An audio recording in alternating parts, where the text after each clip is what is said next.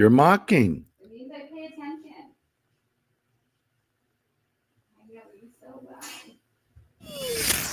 Stand by to launch FanStream Sports. 3, 2, 1. Let's start. Hello, sports fans. Welcome to FanStream Sports. Nothing but pure sports. This is the JP Show. JP, it is so good to hear you back on the air. Stand by. Now, here's JP. All righty, welcome into a Hump Day edition of the JP Peterson Show. And, man, do we have a good one for you today. And let's just hope that projecting things out to 2028 and 2029 may be a little silly today as the missiles fly.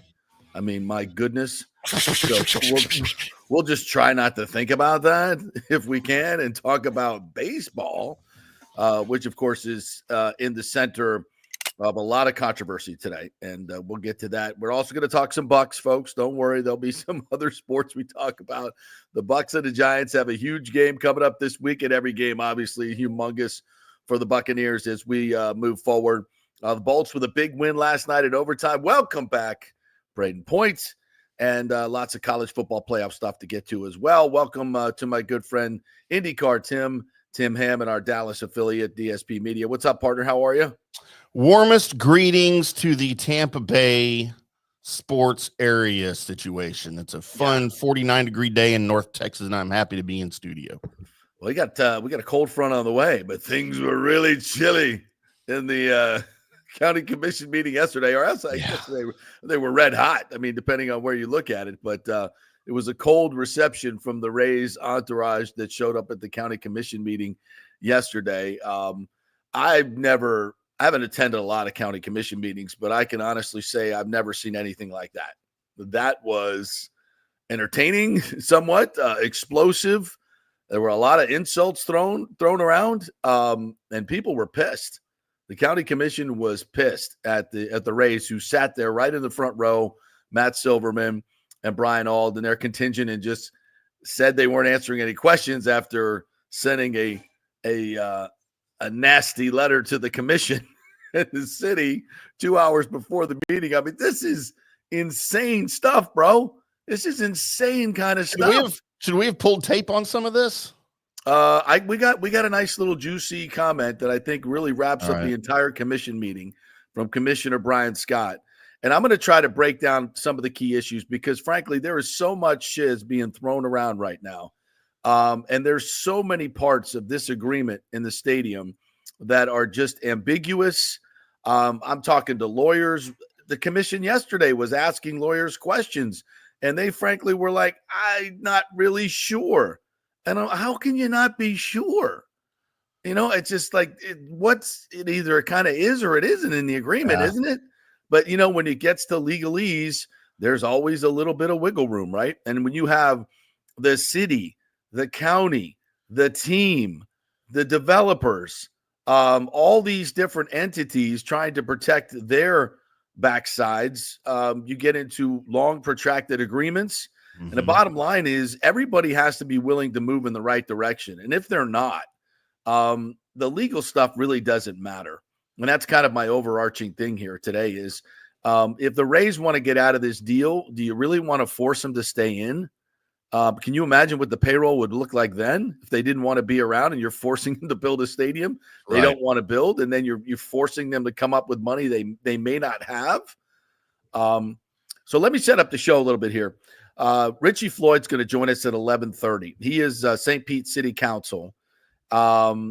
And I don't know Mr. Floyd except the fact that I'm looking at some of his tweets, and I saw one yesterday where he basically came out and said, you know, the Rays said they were going to handle all the cost overruns, and here we are. As soon as something goes wrong, they want out.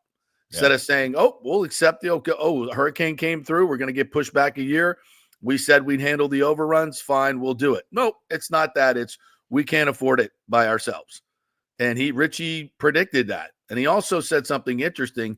He said in a lot of these deals, if the county and the city are involved and you have a private entity like the Rays, if they can't come up with the money like this particular situation, and construction has already begun, what is the county and city to do? Say, okay, we're not going to do it. We got a half-built stadium over here. And according to him, sometimes these things happen. Well, it's kind of a strategy for some where it's like, hey, you know what? If we don't come up with the money, they're going to have to do it because they can't leave a half-built stadium like on their property. I never really thought of it that way, but I'm like, yeah, it kind of works that way. Right. So you got a lot of accusations going back and forth. So we'll talk to Richie Floyd about that and other things. Get the city commission side at 11:30. And here we go. Our good friend Ken Hagan is back. Our good friend Ken Hagan, Hillsborough County Chairman, who I've been texting with and talking with over the last few weeks as all this has been coming to a head and things look bleak now for this deal in St. Pete.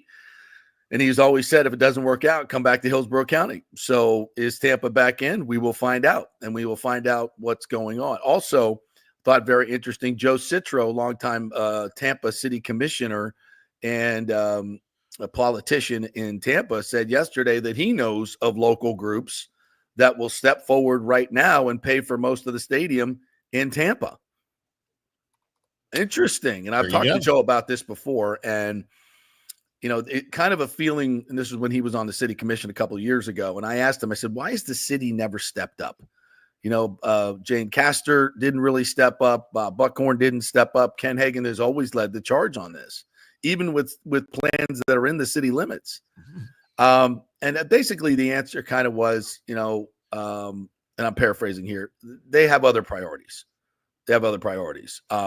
And it gets political, and you can make of that, right? You know, the Tampa being a 15-minute city, you know, baseball is not something that they're really interested in. So take that for what it's worth. And Jane Castor basically was asked about this the other day, and she was like, you know, that's St. Pete's deal. There was no, hey, we're back in it, none of that stuff. And I don't fault her for that, but if something's going to get done, there has to be a little bit more energy from the city side. So, but that's something to be talked at a different time. I want to go back to what happened yesterday and kind of set the scene. So the Rays, obviously, in the Sunday paper, basically sent out a message to the county and painted them as the bad guys and bad partners. And Chris Lotfula, who we had on yesterday, incredible interview. If you missed it, go check it out on our podcast page, Twitter, Facebook, wherever. It really, really interesting. It take you inside what's going on in the commission. And at the end of the interview, he said something I thought was really interesting, is that if the Rays go to Tampa, he's okay with it, because then they don't have to spend all this money on a stadium, and their constituents can still go to games, and they can use that money for something their constituents would much rather see used for. And that's when we get into what the money could be used for, but beach renourishment, it can be used for. And that's one of the big sticking points. Mm-hmm. We'll talk about that a little bit later on. So basically the Rays, you know, sent this shot across the bow through the advocates at the Times, John Romano, and they, you know, basically said, if the county's bad partners, Chris Lotfula is the villain. They're the reason this whole thing is falling apart. And that, you know, Chris Lotfula is getting death threats, and having, you know, people having to be arrested. I mean, crazy stuff. And in my opinion,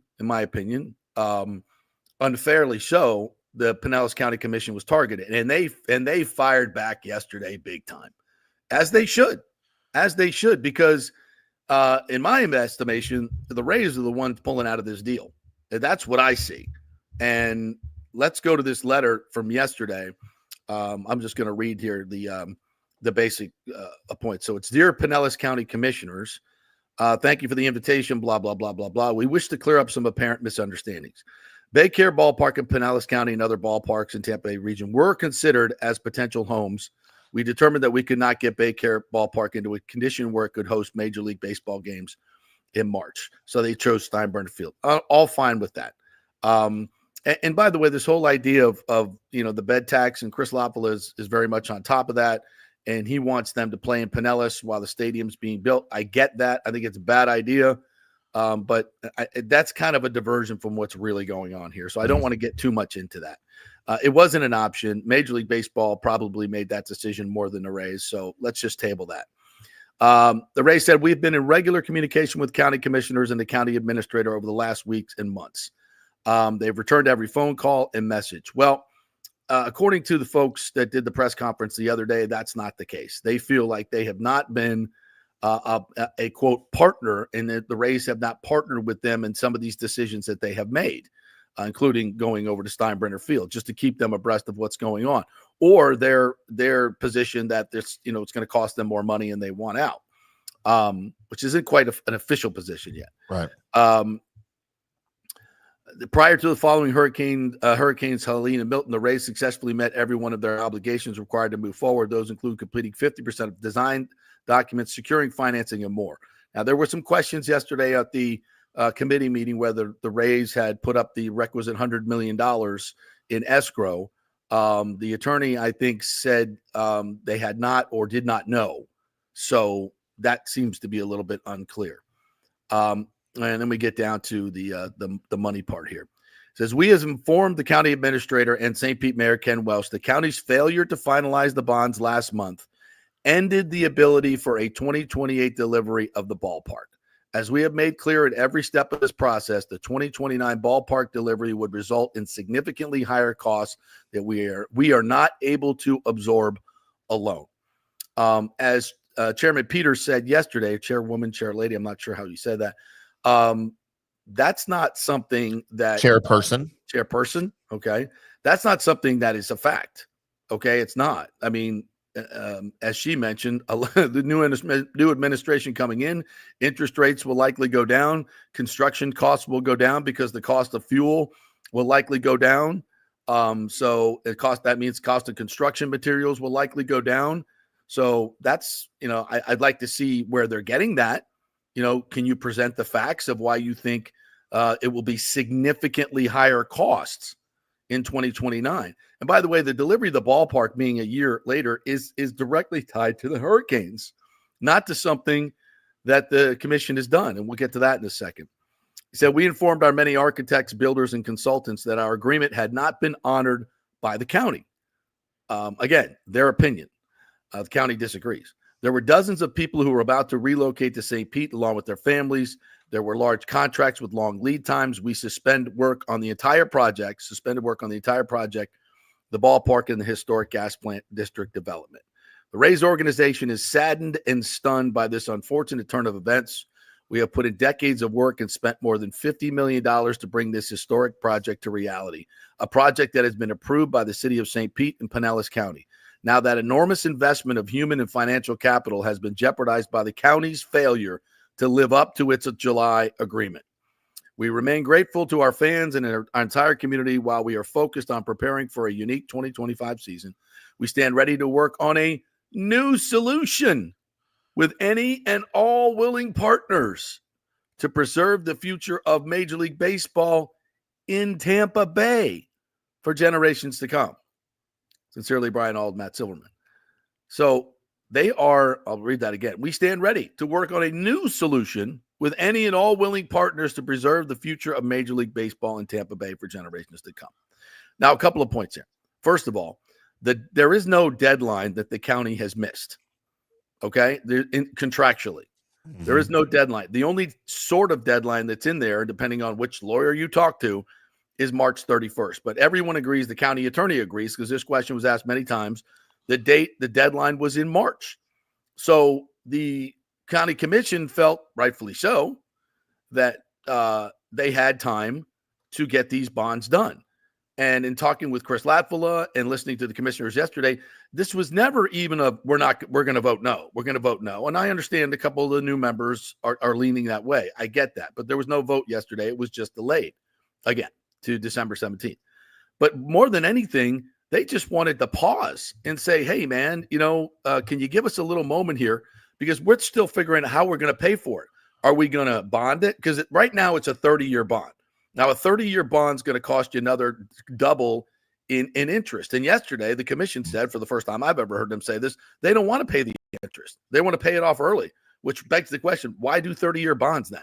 Why not just set up the financing where you're giving the money, as the commissioner said yesterday, we got $180 million to give them, and we'll give them that, then we'll go borrow the rest and then pay it off next year or 2 years so we avoid all these interest penalties. Super smart idea. But it's things like this that they're still mulling over because they don't know how much they're going to have to pay for the renourishment of the beaches. which this money, this tourist development money, can be used for. So basically, they were going, "Hey man, can you just give us a month so we can figure out how we're going to pay you?" And the Rays went, "No, we're done. We're done. Nope, you missed it. No, we're done. Nope, we're out. We're out. We're out." Which is ridiculous. Ridiculous. How could you not just give a little deference to a county that just went through 2 major hurricanes? Does this sound crazy, Tim? Crazy is not the word to describe it. This sounds just ridiculous. I mean, and I'm sure I'll think of a better adjective than ridiculous, but that's what this is right now. Like, I don't know that people outside of Tampa understand exactly how ridiculous this is. What does it look like? It must look like what a bunch of buffoons and clowns. And well, again, I'm trying to be very respectful here to Mr. Sternberg, but he has always been the issue.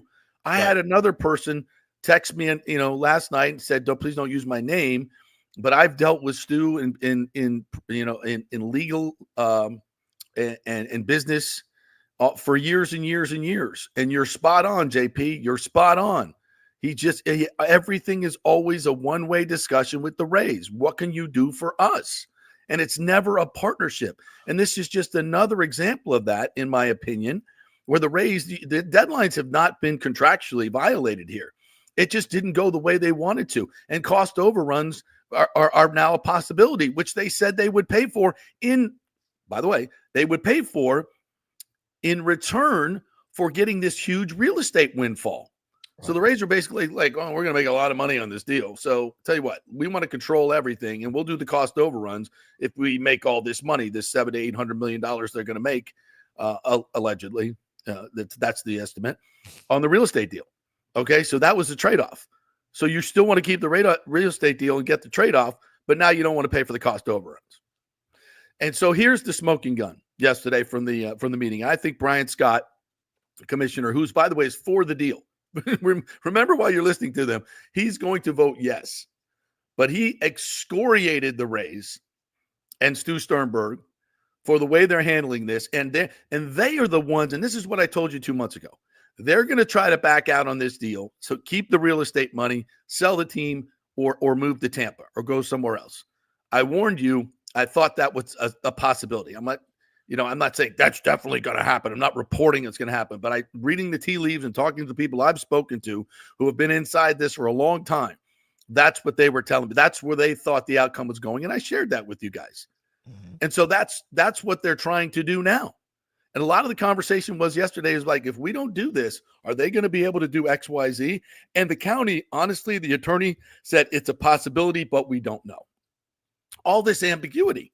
It should be kind of yes or no answers, but no, yes, the fact that there's even an opportunity for them not to build the stadium and keep the real estate deal is the dumbest thing ever. How could you possibly negotiate a deal that's a possibility?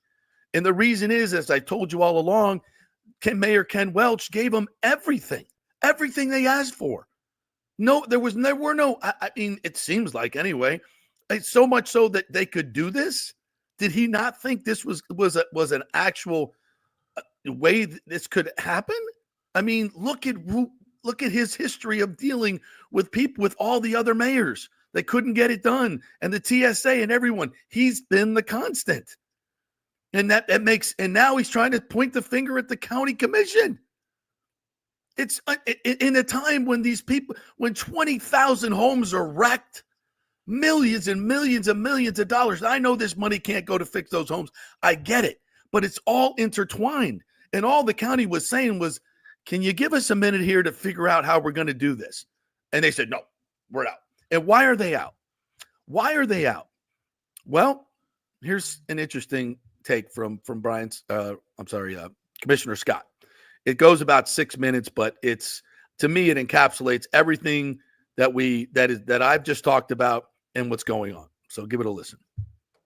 Last commission meeting on the 29th October, we voted to delay till today for a month, or 3 weeks rather, just because we weren't even a month away after a hurricane, and we just wanted some clarity as to where the Rays were going to play for 3 years and what the future of Tropicana Field was going to be. Just keep us in the loop. The day prior to that meeting, I reached out to Brian All with the Rays and had a discussion with him. And I didn't bring it up at the time because I thought the substance to that might cause unproductive conversation, you know, in the media, in the court of public opinion, and, you know, finger pointing and blaming, et cetera, et cetera. Unfortunately, Mr. Sternberg does not share the same communication strategy that I do, as evidenced by this. So, That's the paper. you know, by saying, you know, we killed the deal by delaying the vote, and the action sent a clear message that they lost the county as a partner. So, you know, to be clear, we did not vote to kill the deal, nor should a 3-week delay in a 30-plus year commitment be a deal killer to begin with. So correct. That's just a totally ridiculous statement. Ridiculous. The delay was not because of lack of support for the Rays or our partnership, but it was a necessary due diligence to ensure the best interests of our residents and our taxpayers were met, which is our duty to carefully evaluate all aspects to ensure fiscal responsibility and long-term benefits to our community. As a result of Mr. Sternberg's attacking this commission, which is exactly what he did, I do feel it is appropriate to share my details of my call with Mr. Ald. And here we go. I called him to ask him just very simply, what are your plans, what are your intentions for the next 3 years? Well, I got a non-conclusive answer to that question. What I got was it's MLB, it's the players union, et cetera, et cetera, et cetera. So I further pressed him and said, look, myself and likely a lot of other elected officials would find some confidence and some comfort if you could just make a public statement affirming the partnership with the county and the city and saying that while there's still a lot of unknowns, you can't make any specific commitments of where you're going to play, that your first priority would be to play in Pinellas County or at least stay in the region and play as close to Pinellas County as you possibly could. And that further, you know, putting some heads in beds for help our hotel occupancy would help us pay for the stadium. The response I got back, I wasn't expecting. The response I got back was, I'm doing everything I can to hold this deal together because our revenue projections and our cost estimates have all gone in the wrong direction, and we are on the hook for all cost overruns. Whoops. So this was the first indication I had that the Rays might be having second thoughts. They might be looking for a way out. So I'll continue in a minute, but there's the smoking gun. There's the smoking gun. It's exactly what we've been saying. Yes. In a vulnerable moment, Brian Ald said to, and Brian's this kind of guy. He, you know, and I want to say this. Brian and I had a great relationship, and Matt Silverman, we had a great relationship for a long time. When I started trying to expose all these things of what the problem is with, you know, when we went through the Hillsborough County thing and all these other things, you know. And for those that don't know, Brian Ald is kind of co-president of the club, right? And I believe, just like Chris Lopoulos said yesterday, and I echo these sentiments, I believe Matt Silverman and Brian Ald have the best interest of Tampa Bay and St. Pete in mind. I really do. I think they're really good people. I think they're upstanding people, but I think they work for a guy that has different priorities, and that's a tough spot to be in. And when I hear, you know, I've had discussions with Brian and Matt in these type of things years ago, you know, where they're trying to smooth over things that Stu has done in the public. You know, they're the guys that are out, you know, are sent out into the into the fields, into the foxholes. They do all the dirty work within the community, and they have to take all the shots from people like me, and you know, who show up at these meetings and question them. And it's hard work. And so in this vulnerable moment with Commissioner Scott, he's like, listen, man, I'm trying to keep this deal together. You know, subtext, Stu's going nuts. He doesn't like it. Blah, blah, blah. Things are going bad. You know, everybody, right? That's my interpretation, by the way. That's not something he said, to be clear. But this is kind of how I interpret it. And he said, listen, you know, our projections are going the wrong way, man. You know, costs and everything else. It doesn't look good. I'm trying to keep this thing together. And to Commissioner Scott's credit, he's like, oops, light bulb went off. They're trying to get out of this deal. They're trying to get out of this deal. Something we warned about. Yep. And whether it was premeditated or it was actually hand forced by the Hurricanes, I have my doubts. I think this was always going to be how this went down. It's happening. And it's the Rays that are to blame for pulling out because things are getting a little sticky, not the commissioners. And that is at the crux of this whole thing. And if you don't have willing partners on any side, something this big and monstrous and the money, the biggest expenditure from the county and city in history, it's going to be a disaster. And the reason I've always thought it's going to be a disaster because the deal was so bad from the beginning. It was going to be exposed at some point. They got it, because the media never really got on board with a lot of this stuff, the mainstream media, and you kept, getting fed rainbows and lollipops. And I kept saying, and a lot of other people kept saying, this is not good. This is not good. Not going to hold up. Finally, it's being exposed for what it is, a horrible deal. And whether it was done before or with a new commission coming in, it's being exposed. And in the end, the people of St. Pete and the people of Tampa may, in the end, we'll see how it works out, benefit from this. But let him continue. So I called the only person I could talk to about this, which was Barry Burton. So I thought it was important for him as the chief negotiator of the deal to know that this deal may be going south. They may be sticking their toe in the water in other markets, or they may want to renegotiate this deal. And by sticking their toe in other markets, I'm not talking about Tampa.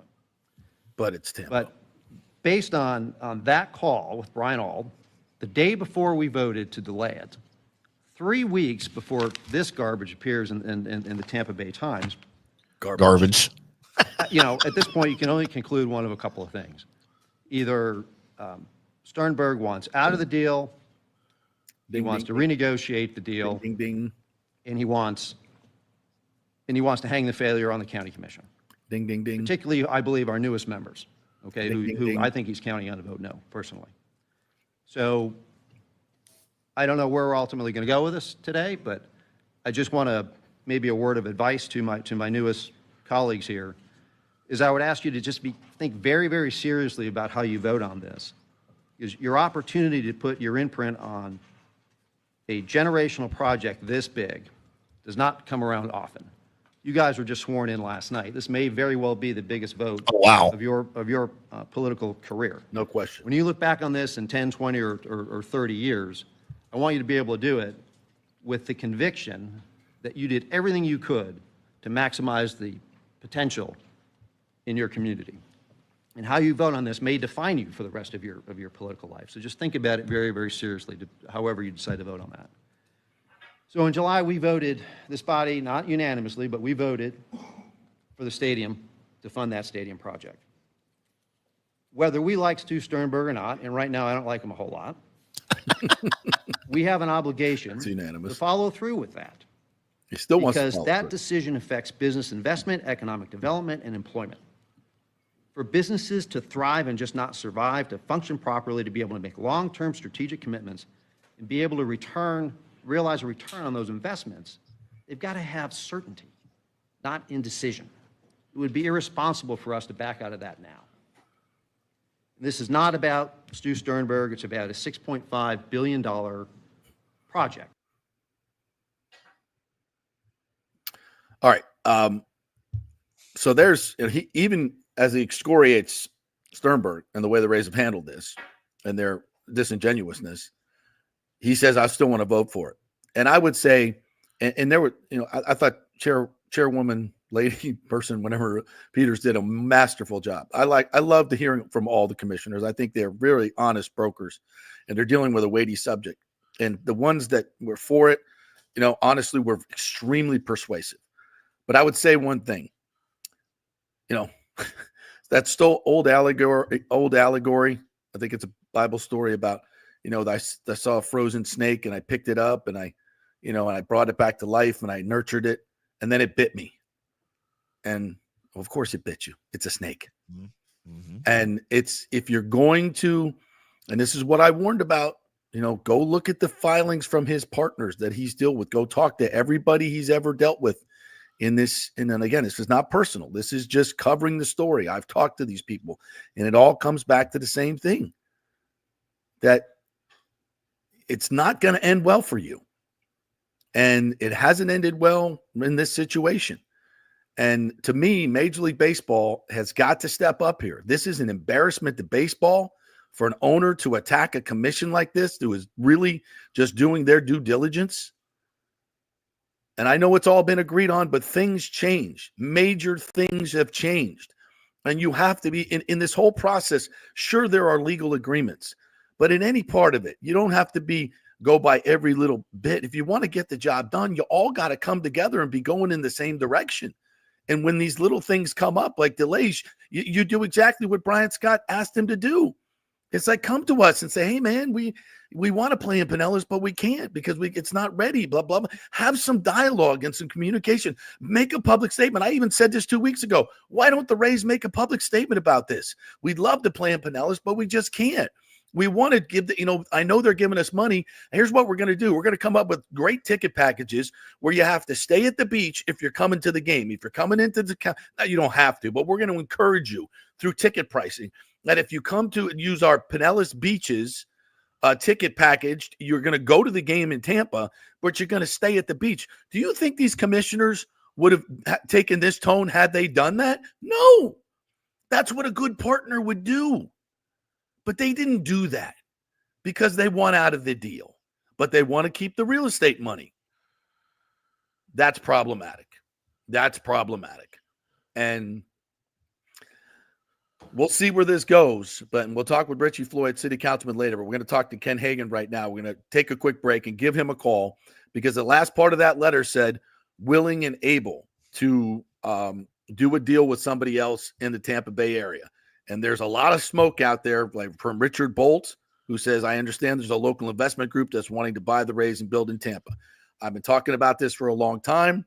There have been offers made. Those people have gone away. Could they come back? Could other people surface? The answer is yes, yes, yes. Is it possible? Let's find out. Quick break. We're brought to you by the Jeeves Law Group. Ken Hagan's going to join us. Hillsborough County Commission. Is Tampa still alive? The Jeeves Law Group, local. They are trusted and they get results. Scott Jeeves, a hell of an attorney, been here a long, long time, like Ken Hagan and a lot of other people that want the best for Tampa Bay. Any legal issues, call the Jeeves Law Group. Go to the website, jeeveslawgroup.com. Non-attorney spokesman, offices Tampa, St. Pete. Back in 3.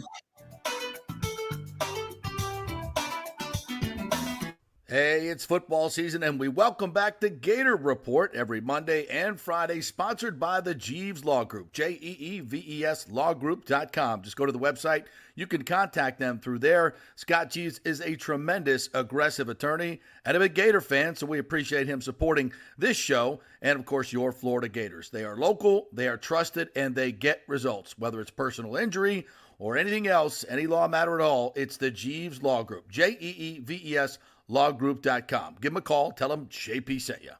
So many of our Tampa Bay neighbors are finding out the hard way from Hurricane Helene that homeowners insurance does not cover flood damage. You must have flood insurance. It's a separate policy.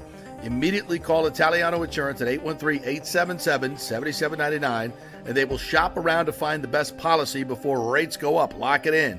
Over 60% are underinsured in Florida, or you're not getting your discounts that you're entitled to. So do an insurance checkup at Italiano, and they could save you thousands of dollars. Italiano will make sure you're with a highly rated insurer, so there are no surprises in your time of need. Our hearts go out to all our neighbors devastated by Helene. These are the times we're proud to protect all the pieces of your life. Italiano Insurance, 813-877-7799. Old Hurricane Helene put a hurting on Tampa Bay, and for many of you, the rebuild will be a long process. You must beware of unscrupulous contractors offering up quick fixes for incredible prices. It's a scam. So go with long-standing reputable companies like Third Generation Plumbing and AC. My friend John Rodriguez has been serving Tampa Bay since 1995 with hundreds of 5-star reviews. If you need a new AC system or any home repairs from Helene, they will work with insurance companies to get you taken care of quickly, expertly installed, of course, and a 1-year maintenance plan and 10-year warranty included on all AC units. 0% financing for 60 months. Contact them at thirdgenerationplumbing.com or 813-961-8024. That's 813-961-8024, thirdgenerationplumbing.com. Ciao, Paolo Tini here, owner of Caffè Paradiso, one of South Tampa premier traditional Italian restaurant. We were recently voted number 3 on Open Table list of Tampa Bay's top 10 restaurants. We're very proud of that because we take great care of preparing each dish by hand with homemade sauces, pastas, only the freshest local ingredients. You won't see the big institutional vendor trucks pulling up to our back door. We get our seafood from local vendors. Sometimes I even drive out to Topper Springs and pick out our daily catch right off those boats. So stop by and say hello. Try our traditional lasagna, the fresh veal, some of our signature dishes like capelli al granchio, that is angel hair with lump crab meat, our branzino, that is a sea bass. We're located at 4205 South McDill, and you can make a reservation on Open Table and read all the great reviews. See you soon. Ciao. Grazie. Let's go! Right now, back to the show on FanStream Sports. All right, welcome back to the JP Peterson Show here on this very important Wednesday. We thank you guys so much for joining us. We thank all of our sponsors, Bay Area Modern Medical Center, Italiano Insurance, the Golden Diamond Source, the Geddes Gordon Group for all your real estate needs, thirdgenerationplumbing.com, John Rodriguez, longtime baseball fan here in Tampa Bay. He would love to see that Tampa Stadium. And Cafe Paradiso, our good friend Paolotini, he too would love to see. Paolotini. Yeah, Paolotini. I bet our good friend Ken Hagan from the Hillsborough County Commission has been to Cafe Paradiso once or twice. Hopefully he's on the line. Ken, you there? He's ready to go. What's up, Ken? Yes, sir. How are you, my friend? Yes, sir. I'm doing well, buddy. How you been? Oh, man, up in it, man. Up in it. I got to first say one thing, because you've been in politics for a long, long time. And I sat through a full commission meeting yesterday for the first time. And good Lord, my man, you don't get paid enough. How the hell do you sit through those things and all the public comments? Whatever they're paying you, it ain't enough. That's crazy stuff.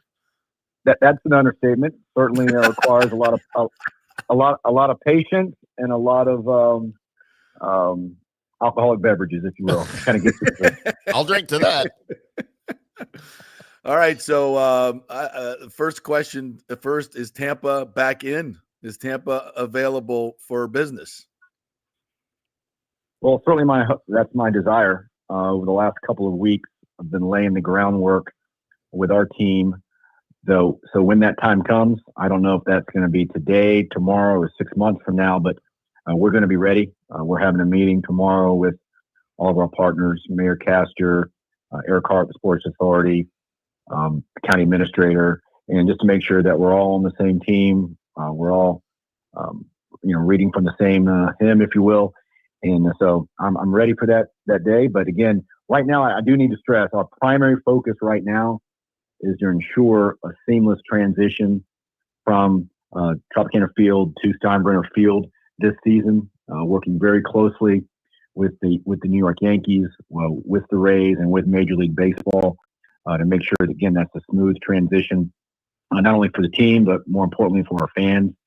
And I do want to give a shout out and a thanks to Hal Steinbrenner, Tony Bruno, and the entire Yankee organization, because if it were not for them, they would not be playing in Tampa this year. And so while Hillsborough County owns Steinbrenner Field, it's ultimately their decision. And they've been wonderful partners. And so I do want to thank them. But without a doubt, that's our primary focus right now. And a lot of work's going to end up going into that, particularly with the Sports Authority, with Eric Hart and his team. We're going to help out with operations and do everything we can to make this a seamless transition, to make it a successful season. I believe it'll sell out every game, and it's going to be a wonderful experience. So that's what we're focusing on now. But when the time comes, we're going to be ready, and we're going to be respectful of the process. We're going to let things play out over in Pinellas and St. Pete, And should that opportunity come, we'll be ready. That's incredible stuff to hear that you guys are so proactive. And I think a lot of people in your constituents are happy to hear that. And I'm going to get back to Steinbrenner in a moment. We'll celebrate what's about to happen there, as I think it's really cool. But I want to get to the primary question that I get all the time. Does Hillsborough have any money? And I've fought this for so long. Everybody, it's a false narrative. I say it's a false narrative that has been promulgated by the Rays and the Times and everybody else. There was no corporate support in Tampa. That's a lie. I was part of that. I know that's not true. That there's no money over here. As you've said many times, there's no upfront money, huge bubble of upfront money that you can take like St. Pete did, but it's a pay-as-you-go type thing and a true public-private partnership where everybody benefits, unlike this terrible deal that they tried to execute in St. Pete and is falling apart. So the question to you is, does Tampa and Hillsborough County, with a willing partner that may not be Stu Sternberg, do you have the ability to make this happen and everybody says with the Bucs maybe knocking on your door in a few years as well? Well, there's a lot to cover there, but the number one, the devil is in the detail. The devil is in the details, which I've always said. Number two, I've always stated that first and foremost, we're going to protect the taxpayers. We're not going to offer something that it's a raw deal. And in our model, it is creative based. However, it is primarily driven by creating an entertainment district that's fee based by every beer, Coke, hot dog that's purchased. A portion goes toward the ballpark, similar model to Texas Rangers in Arlington. It would include, in all likelihood, creating a CDD where essentially the property owners are taxing themselves to go toward the facility. We'll be using tourist tax dollars that, again, have very limited uses, cannot go toward schools or fire rescue or law enforcement. It has to be toward infrastructure, stadiums or marketing, and then ultimately creating a CRA, a community redevelopment area, where, again, those funds are limited to that particular area. And in our model, I guess the answer is we do not have the same upfront dollar capability and capacity as Pinellas. I admit that, always have. Mm-hmm. However, the offer that we made last year provided significantly more money than the offer in St. Pete. However, it did not include the same upfront money because, first and foremost, we're protecting the taxpayers, and it's you use the term pay-as-you-go, which is accurate. I like to use the term but for the development, we will not have the revenue streams.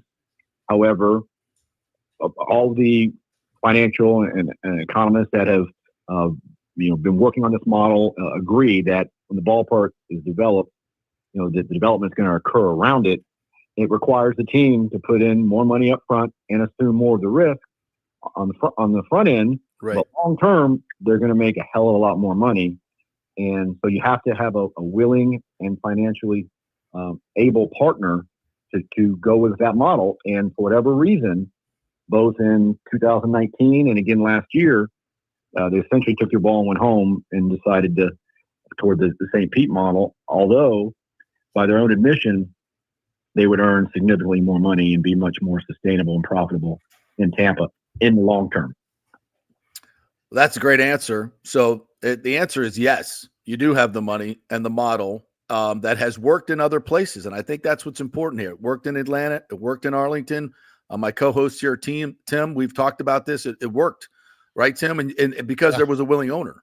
Yes, because there was a willing owner, and both teams, or both parties, the city, the county, and the owner of the organization, whether it was Jerry Jones or Ray Davis with the Rangers, were able to come to an agreement, and it was sensible for both parties, and it worked. And it didn't take all of this back and forth and all of the what we have going on in Tampa right now. And as an outsider not living there, it's honestly a little maddening.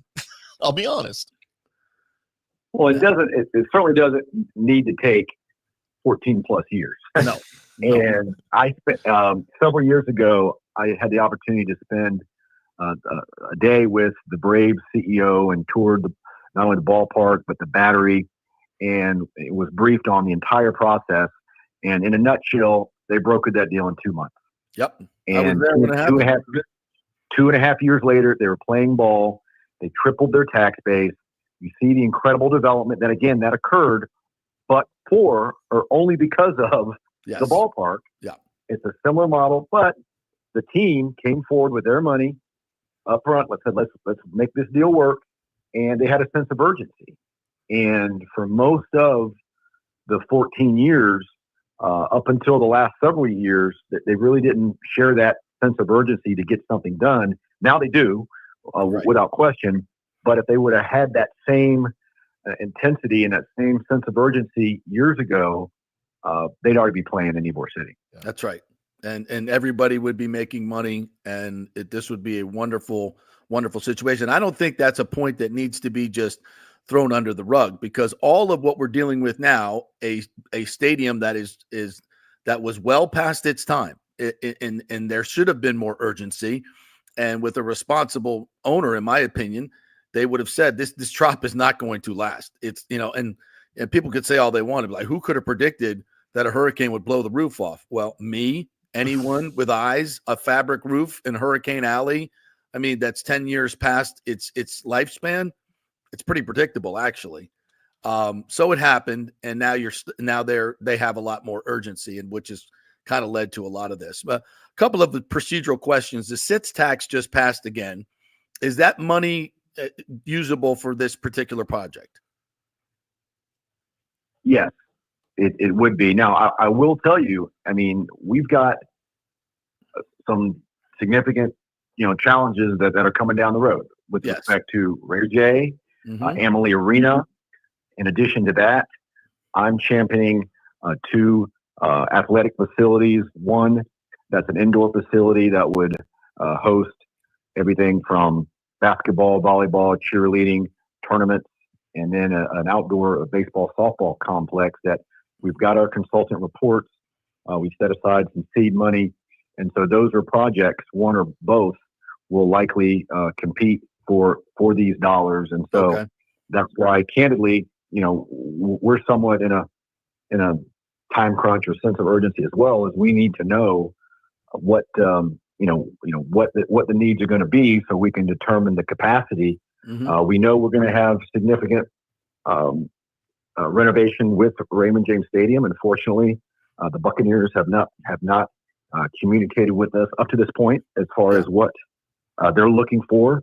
So we don't know what that's going to be, but we do know that a renovation is going to be needed in the next several years. We do know if we ever hope to host another Super Bowl, that must happen. The NFL has told Rob Higgins and the Sports Commission that. So we know those needs are coming, and we just have to communicate, number one, with all the teams, and know what they're thinking, what they believe the needs are, what their investment's going to be. And that was a big part of the, I will give the Buccaneers credit because I was heavily involved in the last renovation agreement. Yeah, they had significant skin in the game. Yeah. Number one. Number two, they assumed all cost overrides. Which were significant, and we improved the revenue sharing for the taxpayer. So that was truly a win-win all the way around. And it's a willing partner working with you guys to come together for the betterment of the community. Wow, what a concept! Absolutely, that's going to be paramount. And of course, with that, then we would lock the team in for an additional 30 plus years. So those are some serious conversations that are going to happen in the upcoming months and years. And so we just need to the best extent we can, to be transparent, to communicate with all the parties, and just know what the needs are. And then we can do our best to come up with the creative models to make it all work. Ken Hagan joining us here, Hillsborough County Commissioner. And Ken, I have spoken to one person in particular that told me, and I vetted him, and I believe this to be true because he has the money. I can't mention his name, that he was trying to buy the Rays a few months ago. Also told me that he didn't believe the St. Pete Stadium would ever be built, and he would want to build in Tampa. I've heard Joe Citro and other people that have been in government say there are groups out there that are wanting to buy this team and build in Tampa. I don't expect to get an answer on this, but I got to ask it. Are you hearing the same things? Is this something, and is there a site in mind? Well, first of all, the previous location is still available in Ybor City. So let's start with that. That when things started to unravel, that was basically the first phone call I made. Hey, is this still a possibility? Should things work out? And that answer is yes. So that helped. Now, not to say that would be the only location, for potentially others, and we'll see. We'll see. But you could use the same design. They already did a design. They spent all that stuff. The whole thing. Just here we go again. Yes. Wow. So let's start with that, which is very fortunate. But again, we would likely consider other locations as well. Secondly, I'm aware of a couple of local groups in the past that were mobilized and that made an offer. Without mentioning names or people and things like that. One of them, I will tell you that the feedback from MLB was that they didn't think that they had the juice. The juice, in so many words. Right. They had, they're very wealthy, but they didn't want to get into a potential situation where you're not making payroll and all that kind of stuff. Right. My gut, my instincts tell me that there is at least one or more groups that's mobilizing from that, as we speak. Now, whether that's from a potential investment standpoint or ownership standpoint, I don't know. Again, I can't say with any certainty or give anyone's name, but I strongly believe that either is taking place now or will take place if things continue to unravel in Pinellas County. Extremely interesting there. All right, I want to finish up by just talking about what's about to happen in Tampa. And again, this is no disrespect to St. Pete whatsoever. I always look at this as a region. I've never looked at it as Tampa, St. Pete, and others. Maybe it's because I didn't grow up here. I've lived here for almost 30 years. I've lived on both sides of the bay. I just see it as Tampa Bay. But I understand the provincialism. But I want to celebrate the fact that the folks in Hillsborough County have been supporting this Rays team for a long time, going to games and on TV, what have you. And now they're going to get an opportunity to support it with their dollars and their attendance. I spoke with Tino Martinez the other day, who played for the Yankees, played for the Rays, grew up here. No one knows the landscape better, has played in that stadium. He could not be more thrilled. He said those tickets will sell out in a heartbeat. It's going to be nuts. I mean, I'm a little afraid that Stu will price him through the roof and price everybody out, but hopefully that won't be the case. But what's about to happen here, I think, is spectacular. It'll be a packed house every night. It's going to be a vibe. And if a group comes forward and we're moving forward in Tampa, you are going to coalesce for 3 or 4 years in that really cool stadium, by the way, and moving towards something that is going to be in where it should have always been. To me, this is such a great opportunity for the Rays. It's what's always should have happened. And this team can move forward. And, I hope, no disrespect, but I hope it's going to be with a new local owner or someone that really, really has the Tampa Bay's best interest in mind. I think this could be an absolute bigger than Tino's Grand Slam in the World Series home run. Your thoughts? Well, first of all, it's going to be a smashing success. I'm 100% to that. I played not recently in the last few months. I played golf with Tino, and growing up we competed against each other. And, great guy, and I know how strongly he wants the team to be on this side. I was with Fred McGriff just last night, and we were talking about it, and other athletes, Jason Romano, other local MLB stars that have shared similar sentiments. And one thing I do want to say, and I'm going to give the Rays credit, and that it really, again, from a fan perspective, from elected official in Hillsborough County, I'm thrilled that it's going to be, at Steinbrenner Field right here in Tampa. But it really makes the most sense financially for the team. Steinbrenner Field is highest capacity. It's the most MLB ready of Dunedin and Clearwater, which are great ballparks. I go to a couple games a year, spring training games at those facilities. I love going over there. But it really, the Rays are going to get crushed revenue-wise this year. And this alternative gives them the best opportunity to maximize their already reduced revenue stream. So it makes the most sense. And that's why I don't blame some of the commissioners in Pinellas County. I know a lot of people do, but from an elected standpoint, they've got to look out for the taxpayers. They've got priorities, and for new commissioners, they shouldn't be asked to vote on something their very first meeting. I mean, we go through that every cycle with our board on much smaller projects, 1 million, 2 million, 5 million that a previous board approved.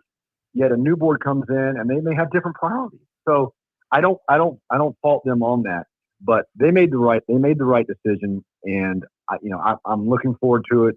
I think not only for the team, but also for the fans, and it's going to be a smashing success, and we'll see how things play out. Can you expand that? There's a lot of room in left field and the outfield. I don't know if that's a retention pond or what. I don't know about the engineering, but there's room to expand Steinbrenner and add considerably more seats. I'm talking about, maybe 3,000 to 7,000 more. Is that something that we're thinking about doing? Any other, embellishments they're going to add? I know they're going to make it, very raised friendly with the temporary signage, which is cool. But what else? What can you tell us about that part of it?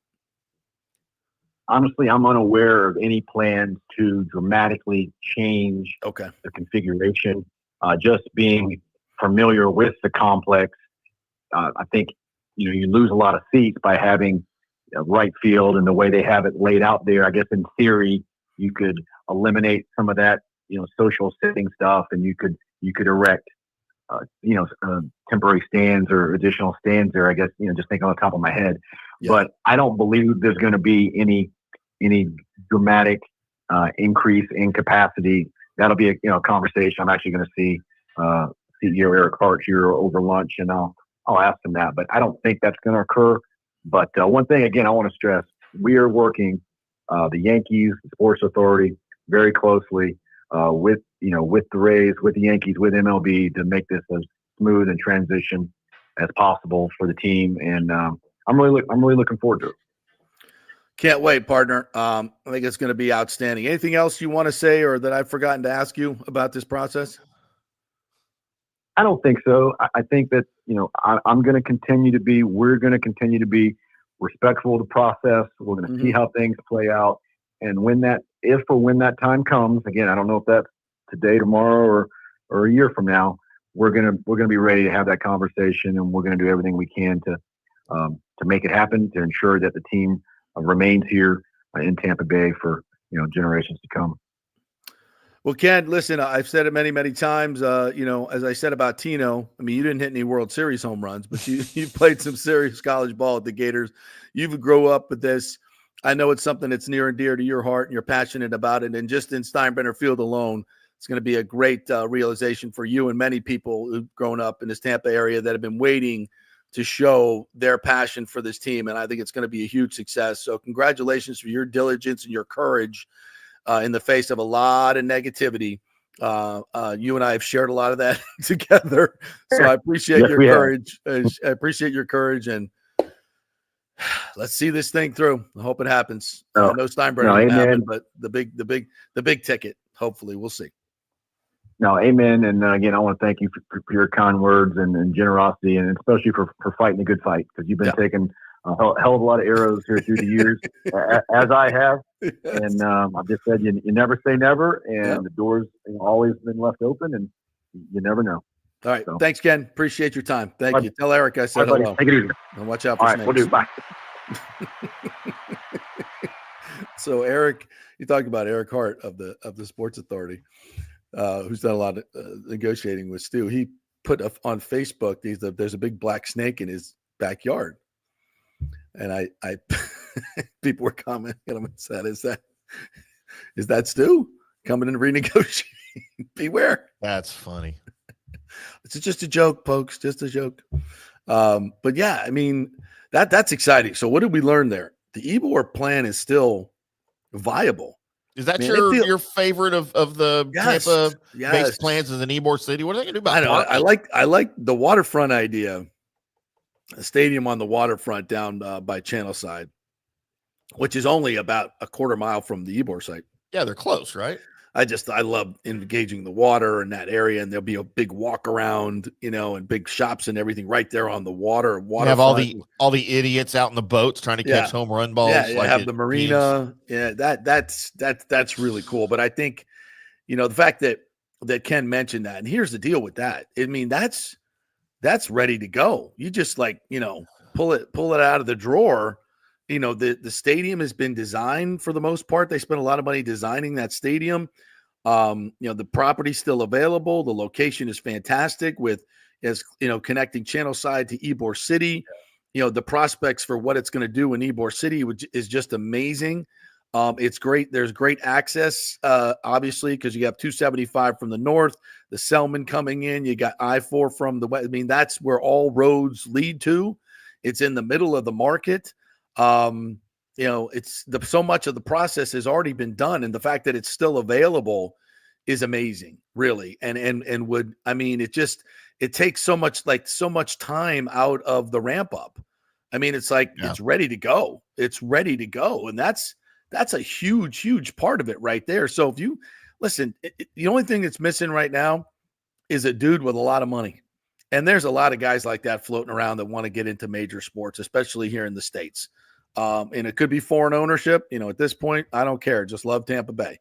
To come in and, buy the team, and you got to have, like you said, you got to have deep pockets like a Jerry Jones, like a Ray Davies that just, they're not going to dicker with you on all this silly stuff. And, cost overruns now, I'm out. It's not happening. Oh, I don't have the money to put it up front, which I think he does have the money, but whatever. Right. This deal is ready made. And could it work with Stu?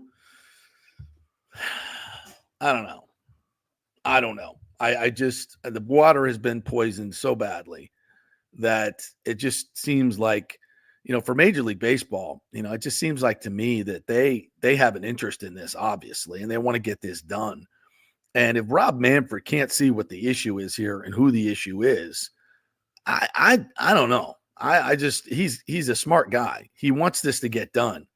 And I do think this PR nightmare that just occurred with the column in the Times that the commission was so pissed off about, and the letter that they sent, what seemed incredibly callous and just very disheartening to know that. And the commissioners that you heard Commissioner Scott say it, and almost every commissioner echoed this, including the ones and Chairman Peters said the same thing, and she's big time for it. She gave a great emotional plea to build it still at the same time excoriating Stu and the Rays for the way they vilified Pinellas County Commission and commissioners in particular.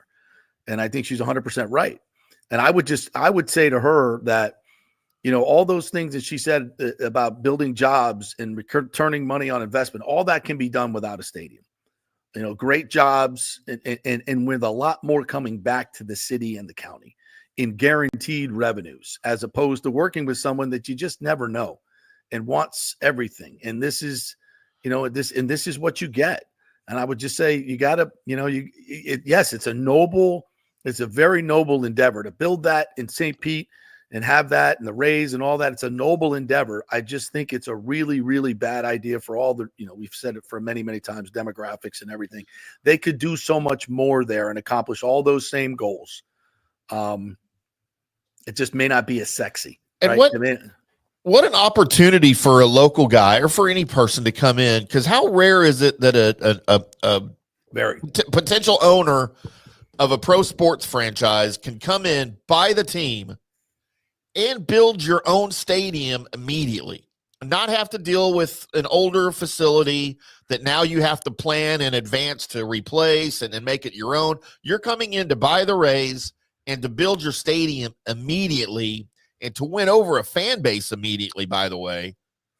Because, you build a stadium as a new owner, that's going to buy you some time to maybe have some losing seasons while you build up a roster, whatever you want to do personnel-wise in the front office. Of course, they probably keep the majority of the guys that are there because they're not bad. But that's a pretty rare opportunity for a guy to come in and do both of those things at the same time. And I would think, especially with the area, with the market, that would be humongously appealing to somebody. Man, would you look like a white knight? And I'll tell you this, this even more. If you just had, ridiculous money, you could come in, and there's, the guy I know has ridiculous money. You could come in, buy the team, and you're playing in Steinbrenner this year, and you literally have the best pitching staff on paper in baseball. Like if McClanahan comes back and the guys come back like we think they're going to come back, and the bullpen they just built, before Stu Rexy, trades away everybody, let's say payroll, you could come in and go out and get 3 big free agent hitters, especially left-handed hitters once on them. And in that park, an outdoor park in the summer where balls are just going to be flying out to right field. And you could come in here and do some damage. I mean, you are a play. If you went out and got 3 free agents that can hit and added to Brandon Lau and Josh Lowe and some of the guys that they're going to keep, I mean, you got a great baseball team, like right off the rip. This ain't no expansion team. Yeah. And you're filling the park. And my Lord, that would be a great story. A team that goes from, a shattered stadium with the visions of the roof ripped off and a TV deal that's gone, an owner under siege. Your best franchise player is arrested on gun charges and underage. I mean, it's a disaster. You have the worst offense in the history of baseball or close to it. It's a disaster.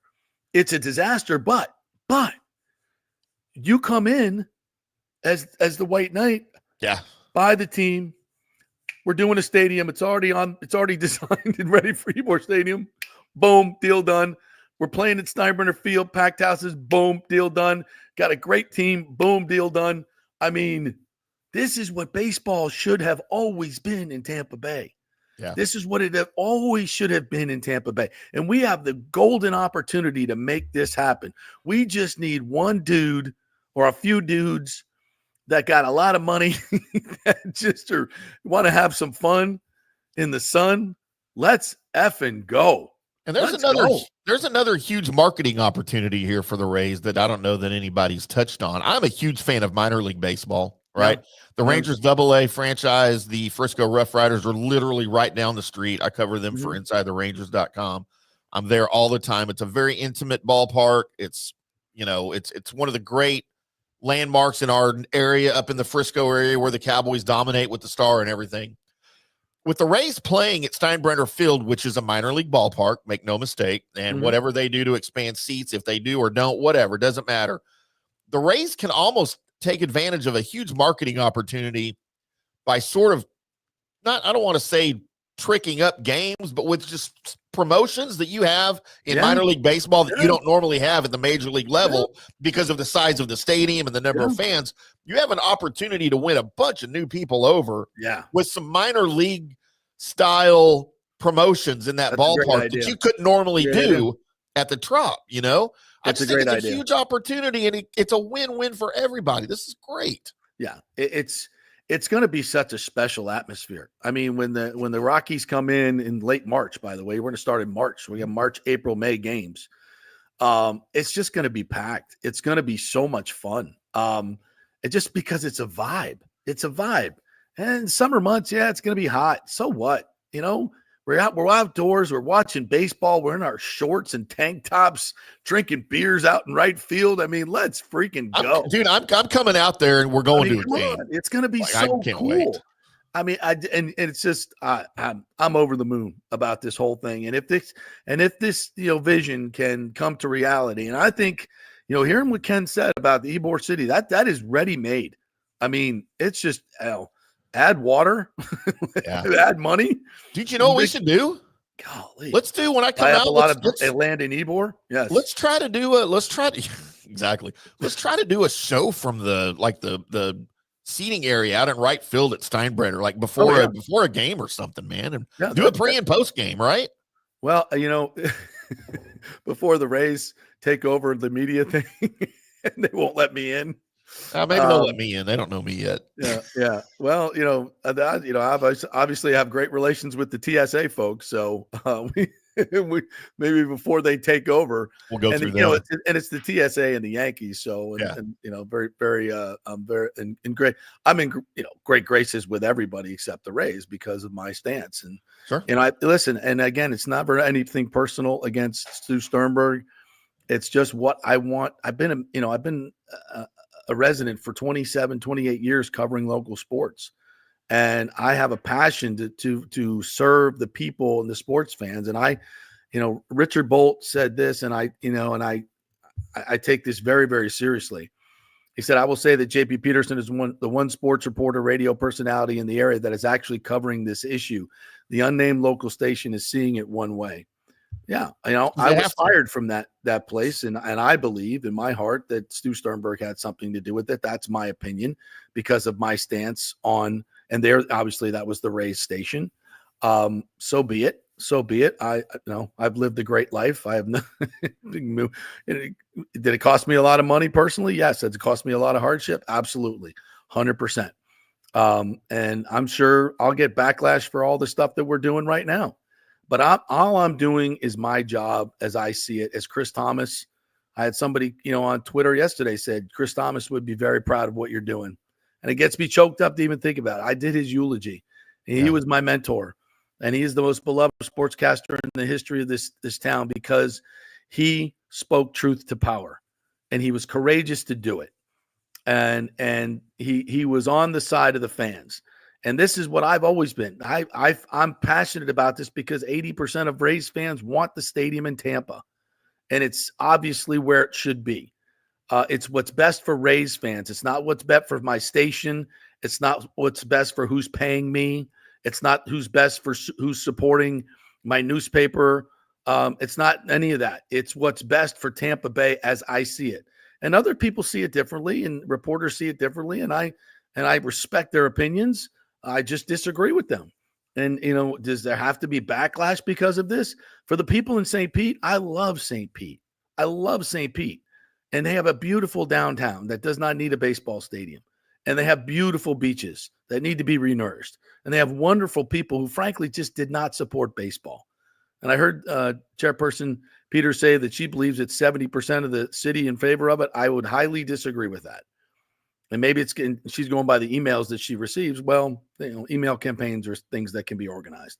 From the organic stuff that I see on a daily basis, that's not the truth. And the League of Women Voters did a study. Many studies have been done, and the voters would never approve that. Not for the expense and the deal. They want baseball. They'd love to have it, but not this deal. This deal is onerous and always has been. So, again, I feel for the people of St. Pete, and I hope the people that work at that stadium will get better jobs and longer lasting jobs at whatever is built there. If it doesn't happen, Rick Kreisman put together an unbelievable redevelopment plan without the Rays that would have made the city so much more money and cost them virtually nothing. As the developer would have done all the infrastructure, all, museum, performing arts, redevelopment, all the things that you're getting with this tenfold in terms of financial prosperity for the city and jobs and all those things. Yeah. So just because there's no baseball stadium doesn't mean this can't be a transformative project for generations to come. And I think that's very doable. And I hope that happens for the city of St. Pete because it would be so much better than what's going on right now. And if, the worst case scenario happens that Stu does sell the team and gets this windfall of money that should have been transformative for the city of St. Pete and those people for so long, and frankly should have happened 6 or 7 years ago. And the reason it didn't was because of the Rays. They didn't support it. They could have moved to Tampa and done this deal. And that Trop redevelopment would have been already been done 5 years ago. Yeah. You'd have all new things there already, tons of economic development. But it didn't happen because Stu didn't want to pay that part of it. And so here we are again. And again, I have nothing against Stu Sternberg. It's my feeling, my total motivation is for the people of the Tampa Bay as a whole and what's best for the region. This is my opinion. And these are the things that I see happening. And hopefully it comes to fruition. We're probably late for a break, but after that, I've got some viewer mail here I wanted to address that came in regarding the episode we had with Chris yesterday. Yes. That we can talk about real quick. And then we got some other, obviously Bucs and Lightning stuff to get to. So. All right, let's take a quick break and we'll come back and do that. Also, we may have another guest Ron Diener from NoHomeRun.com wanted to get in. He has some information about the bonds that I wanted to get in. So we'll have a quick chat with him and get to all this other stuff. Plus, Richie Floyd from the St. Pete City Commission is coming up. We might have to go a little long today, Timmy. I don't know if you got. We always do. I don't know if you got lunch plans, but we're going to get it all in. We thank you guys so much for watching and being a part of this, and all of our sponsors. You see them right there at the bottom of the screen, including Cafe Paradiso, where you need to get a reservation right now. And I got to get Paulo on the show. Top 3 restaurant in all of Tampa Bay. Go to Cafe Paradiso on McDowell. Back at 3. Hey, folks, let me tell you about Bay Area Modern Medical Center, a very different kind of approach to primary care. Personalized preventative medicine, not a one-pill-fits-all mentality. Christopher Lugo and his experienced medical staff are proactive in looking at issues before they become a problem, encouraging a healthy lifestyle with proper diet, supplements, and exercise to optimize your active lifestyle. Rather than the impersonal, rushed approach, you will be the only patient and will have our full attention. That's new. Getting old is inevitable, but feeling and looking old is avoidable. Bay Area Modern Medical Centers are experts in anti-aging regenerative medicine that optimizes your body's performance in many areas. So call for an appointment to get started on a journey back to full health and a happy life with a new, modern way of healthcare. Call 844-977-3477 or go to BAMMC.com. That's 844-977-3477 or BAMMC.com. Hey, JP here for the Gold and Diamond Source. There's been a lot of talk about lab-grown diamonds. Oh, they're just like the real thing. No, they're not. They're not the real thing. They're lab-grown. They're fake. You want to give your honey a fake diamond? Not a good way to start off the relationship, folks. Take my word for it. Get the real thing, and no place better to shop than the Gold and Diamond Source. And remember, if you shop anywhere else, you don't know if it's real. You don't know what you're buying. The Gold and Diamond Source has been in business for over 40 years. Julie and Steve Weintraub, great benefactors in our community. You know it's real. It's the only place to shop. And if you're planning to purchase for the holidays, don't forget to take advantage of our layaway offer at the Gold and Diamond Source. You can reserve your favorite piece now and pay in easy installments, making your holiday shopping stress-free. As always, we offer up to 5 years interest-free financing for just $84 a month when you finance $5,000. It's the only place to shop for the holidays. It's the Golden Diamond Source. 3800 Ulmerton Road, always online at thegoldendiamondsource.com. Hey Tampa Bay sports fans, this is two-time LPGA major champion Jane Geddes here. After winning the US Open and 10 other LPGA events, I wanted to try something completely different. So I came right off the top turnbuckle and landed in the crazy world of WWE. And yes, you heard that right. That's WWE. Working for the Vince McMahon as the VP of Talent Relations for the company. Now, though, I want to work for you. Everything I've done in my life, I've done with incredible passion. And now I've turned my focus to leading the best real estate team in Tampa Bay, the Geddes Gordon Group with Keller Williams in South Tampa. If you're looking for a new home, an investment property, or looking to sell your current home, we will give you major championship level service. When you choose Geddes Gordon Group, you become part of our inner circle, like family. So if you're looking for a few golf tips or a golf course view, we're going to stripe it right down the fairway. Call me at 813-485-6808 or go to gettysgordongroup.com, or again, give me a ring at 813-485-6808. Let's go! Right now, back to the show on FanStream Sports. All right, welcome back to the JP Peterson Show, brought to you by the great folks at Italiano Insurance. Yeah, talking about great local, iconic businesses. They've been here for 60 years because they have the best customer service in the business, bar none.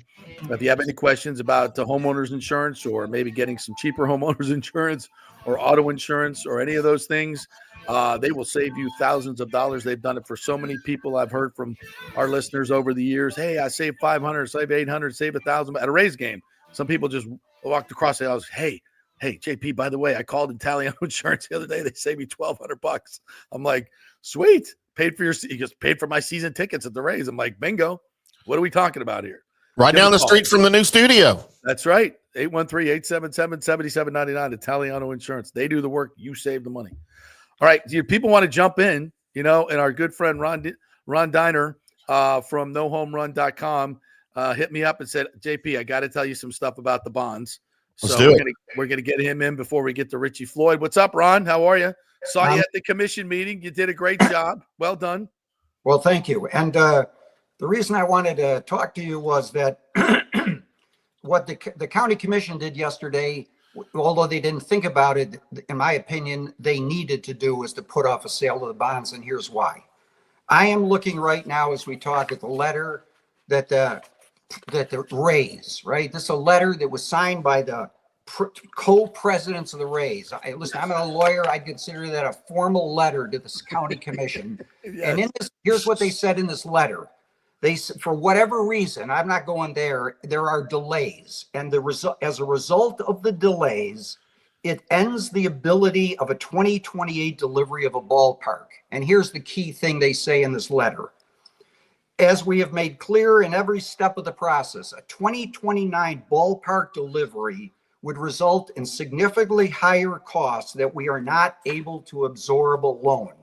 And here's where I have already talked to at least one council person to say the city must put off agreeing to sell bonds, to go borrow money until the Rays make clear to the city that they no longer can honor the terms of the agreement. There is an agreement between the city and the Rays to build a new stadium. The agreement says the city will put up a certain amount of money, the county will put up a certain amount of money, the team will put out a certain amount of money. However, if there are cost overruns, the teams will pay them. Yes. The team is saying in this letter that they won't pay them. They won't pay it. So as I see it, the Rays have in effect said, similar to if you and I went out and said we wanted to build a building, we hired a contractor and he was going to build it for a firm price, right? Fixed price. Right. We go out and we talked, we're getting ready to borrow the money. And the day before we're going to borrow the money, he comes back and says, listen, I can't pay all the costs. You're going to have to pay for part of the overrun. Are we going to go out and borrow the money before we renegotiate the deal? What I'm saying is that's where the city is right now. The Rays have repudiated an essential term of the agreement. Right. It was triggered by an unexpected event, a delay from the storms that has increased their costs, and the Rays say they can't cover them. The Rays need to come to the city and say, look at the deal we signed, we can no longer honor, and we need to renegotiate or we need to walk away. It's as simple as that. There's no way, talking to some attorneys even this morning, that the city should be in a position where they're going to go out and commit to borrow money when there's no deal on the table, period. So, and the fact that the Rays, through the Times and through their letter yesterday to the commission, are blaming the commission as bad partners and pointing the finger at them, when in fact they are the ones that said they would fund the cost overruns. And as soon as their cost overruns, and Richie Floyd's going to join us from the St. Pete Commission, he predicted this. And as soon as there's a cost overrun, they're like, nope.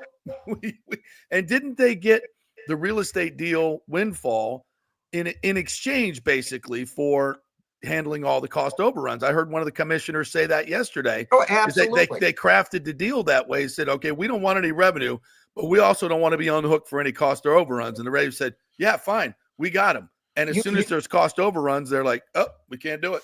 You nailed it right there. What I'm saying is, though, is that what you're saying is 100% correct. There is no deal, right? I mean, again, it's as simple as that. But it's the Rays pulling out. It's not the delay of the commission that triggered anything. No. The commission, in their letter, they say that the reason that they're going to be a year late is, and this is before the meeting yesterday, is because they got a 30-day, they were assuming they would get approval, I think, yesterday. And they're saying because of a 30-day delay, they suddenly can't build a stadium till a year later. But what I'm saying is it's irrelevant.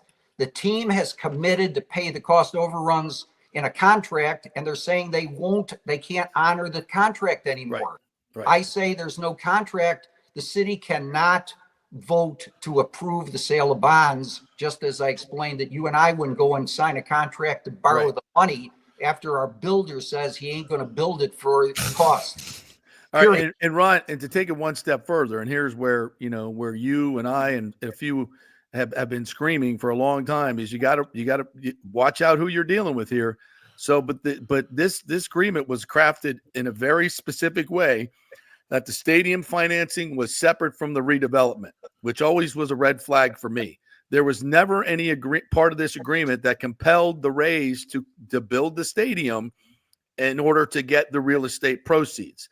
So now is it, in your opinion, and the people you've talked to and the lawyers, is it possible for the Rays now to exercise their rights and buy that property for $50 million and then sell it tomorrow or in the near future to whomever to turn it over to Hines, their partners, a deal that a property that you and I believe is worth, close to $700 to $1 billion?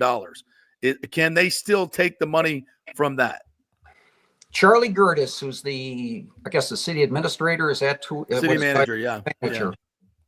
He was asked that question at the meeting of the city council yesterday. Yeah, multiple times. As to what happens, and what he said at that meeting, and don't quote me exactly, but here's what I heard him say was this: that if this deal falls apart because of something the Rays do, it is clear that the whole deal falls apart.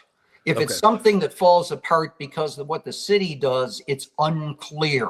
Now, my question is this: how is it possible that the city was able? Why did they negotiate a deal that didn't go both ways? Right. What is going on here? Crazy? I mean, it is.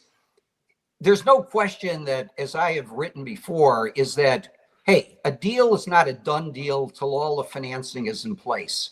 The Rays knew it from day one. The Rays, when they signed the original contracts with the county, they wanted the county to agree that if they didn't fund the bonds, they had penalties on day one. And the county, the assistant city attorney said yesterday, we told them on day one that's not going to happen. We're signing a contract subject to our approving the bonds, which will happen later. So come on. The idea that the commission failed and didn't live up to their end of the bargain, which is what the Rays are saying, and a lot of people are defending them with, is not true. The actual deadline for these bonds was March. That's right. That's what the attorney said multiple times. March, not October. And if the Rays indeed did have people moving down here and all these things, and now they had to scrap those plans, well, that wasn't a very good plan, because you should have waited until all the I's were dotted and the T's were crossed and the money was deposited before you move forward. I mean, listen, you and I would have done that. I mean, it is right. I mean, these are smart guys. Why would they do anything until the contracts were all signed, sealed, and delivered? Last question, Ron. Do you think the Rays are trying to get out of this deal? Listen, I have no idea what the Rays are trying to do. My whole thing, let me just say this. My whole thing is not about baseball. I'm not against baseball. You're a big fan. I'm pro Pinellas County and doing the right thing. And right now, let me just add one more thing. The city has $6 billion worth of sewer, stormwater, and seawall repairs to make. People have houses all out in front of them. Where are we going to get the money to pay for that? I can tell you that Charlie Gertis also said in the meeting yesterday that he spoke for the mayor when he said that city has enough money to pay for the $6 billion and pay for a stadium. Give me a break. The question I've got for the city council is show me where that money is going to come from without raising taxes, without raising utilities, or without bankrupting the city. Now, people will say that bed tax money can't go to that, but when it's the cities, that's not bed tax money they're using, right? No. What I'm saying, bed tax money is separately. The bed tax money is the money that the county's putting up, and quite frankly, the county's got $1.3 billion potential. $130 million worth of beach repairs. Right. Okay. They say they can cover it. Well, let me ask you a question. What happens when the next storm comes? I don't know about you, but I live in a house. I didn't get flooded, but it was close. And I'm damn worried that I'm now going to have another one. Yeah, so how can you say that you can take all this money, throw it into a stadium? I'm talking about the county. Yeah. That doesn't generate any benefits. 3% of the people who come here say they come because of a stadium. The stadium should be in Tampa. I agree with you. I'm on the board of the Boys and Girls Club. I'll tell you one last thing.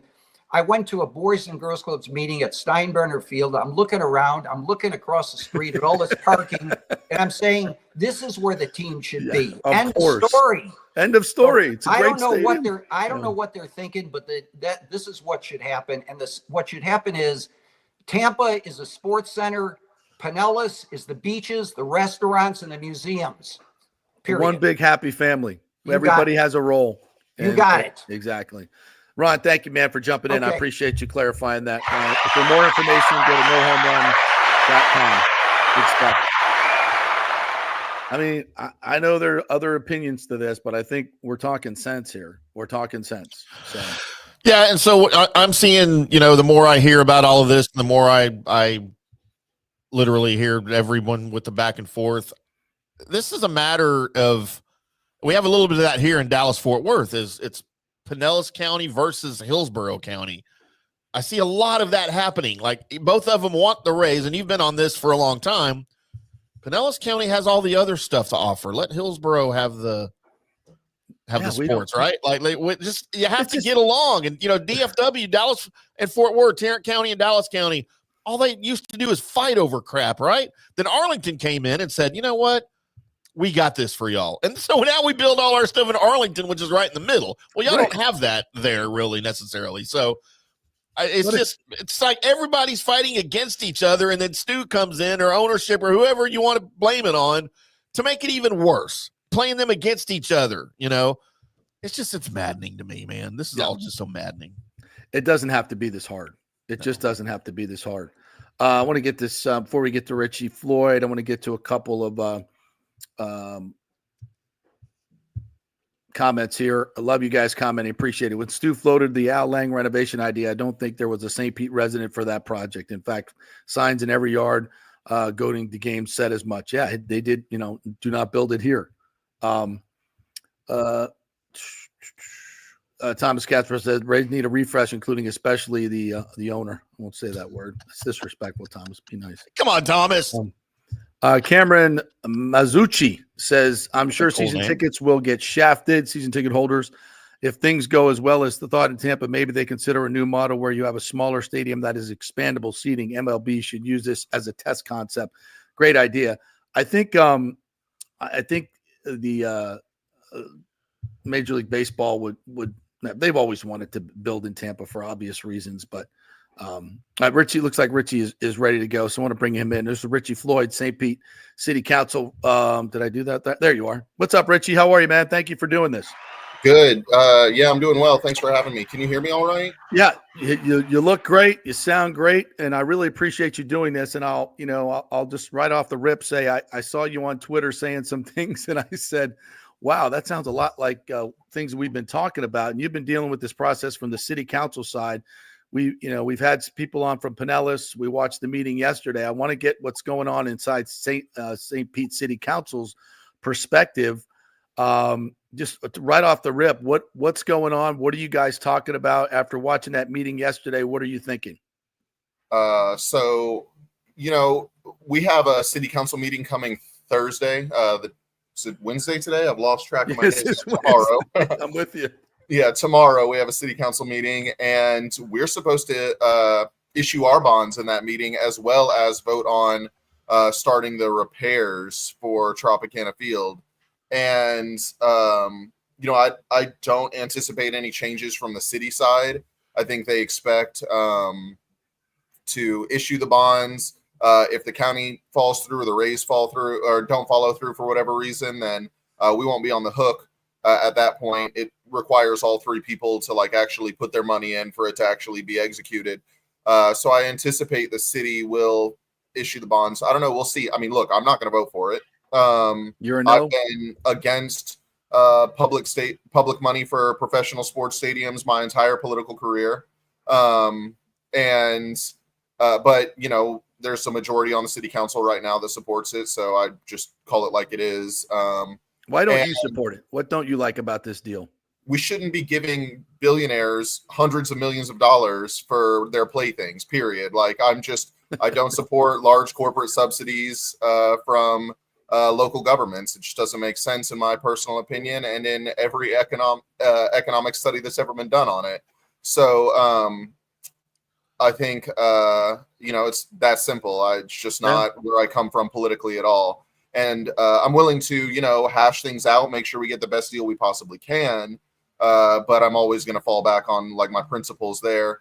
Go ahead. Sorry, are you fearful that because this contract has been written in a way where the stadium financing is separate from the redevelopment deal?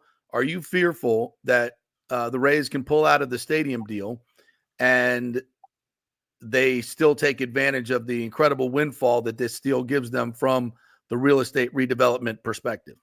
Yeah, I mean, it's unclear right this second, but from what I've heard, like, it's not impossible for that to happen. And it was brought up by other council members as well during the debate about whether or not we would agree to this agreement. I remember that. And they changed some of the language, and but I still think, yeah, it's definitely possible. And it's absurd, really, like that we would be letting a baseball team that isn't even in the area make money off of redeveloping a huge part of our city.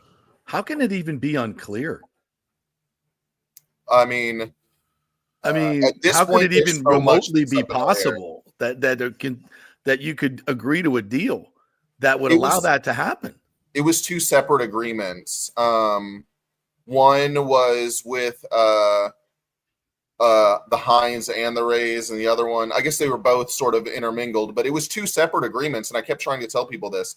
There was a development agreement for the land around the stadium and an agreement for actually building a stadium. They were two separate things that we voted on all at once, but were two separate resolutions, two separate funding resolutions, two separate agreements. And so, yeah, I mean, one could fall through and one could continue still. Wow. Richie, when you look at what could possibly happen, if that did happen, and you look at also, and I'll refer to the model that Rick Kreisman, former mayor, put out there, that he had a great plan for building and redeveloping without the Braves as partners. I mean, I thought that was spectacular.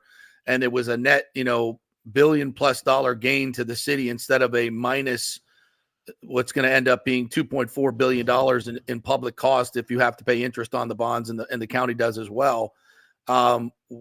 Could you, if this deal were to fall through, could you pivot to that? And do you think that would be, I think you'd agree with this, much more beneficial to your constituents and the people of Pinellas and St. Pete? Yeah, I mean, the whole time I said this, I said we obviously need to redevelop that area of the city. It's a parking lot essentially right now, but we don't have to do it with this agreement, and we don't have to do it by putting a stadium there. That was always my complaint, was not that we didn't need to redevelop the area. It was, and not that I don't want a stadium. It's just that, like, most of our debt service is going to paying for that stadium. And we had $22 million a year in debt service to pay. And so, and on top of everything that's happened recently, I said all of that before the hurricanes. And so, yeah, I mean, we could pivot. It just depends, though. It's still going to be the same mayoral administration and same county negotiating whatever goes on. If there's tourist tax dollars involved, then the county will be involved. But I think really it'll probably level set us if this falls through. And you mentioned repairs, estimated at $55-60 million. There's still a huge question mark whether you're going to get insurance money, or you're going to get enough insurance money, or you're going to get FEMA money. These are all things that are not certain. And what's most uncertain is the cost. It could go well beyond that, because it's my understanding you haven't had real engineers touch it and feel it yet. These are all just visual inspections and estimates. So there's a very likely chance that the cost to repair the Trop is going to be way more than that. And it's a building you're going to blow up in 2 or 3 years. And the mayor called this fiscally responsible. Explain. I mean, I guess I should be asking the mayor that, but would you agree with that? So, when you look at this and you're like, yeah, let's put $55 million, even if insurance pays for everything over our deductible, the city's still putting $25 million in. to say we're going to put $25 million into a building that's going to be blown up in 3 years, like, is on its face absurd. Absurd. Absurd. And nobody in the public is going to accept that. But the thing to know is, that we lease the building to the Rays. We owe them a building.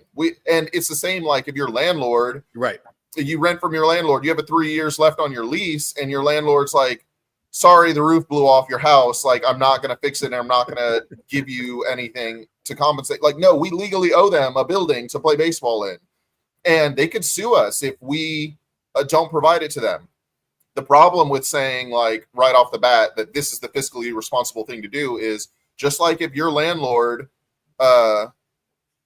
loses the roof and you want to leave the place or you want to find a new place, you get to negotiate with that landlord. Right, and we need exactly. to publicly be negotiating with the Rays. We can't do, like, behind the scenes deals. Like, the public needs to know what's going on. I agree. I'm not sure of what's going on right now, but I assume that conversations with the Rays have been had. We need to have those conversations publicly. How do you not know? You're on the council. How are you not in on this? Negotiations and everything happen with the mayor's office, and we get brought things later on. Okay. To vote on. And so often those things, I mean, I'd love to be more involved, more intimately involved, but that's the way that a strong mayor government works, that the mayor really has all the administrative power, and we just legislate and pass budgets. Yeah. And so I'm saying, like, I assume that those things have been going on because it's in our best interest to do them, but we need to, before any sort of votes happen, we need to know what the Rays are thinking.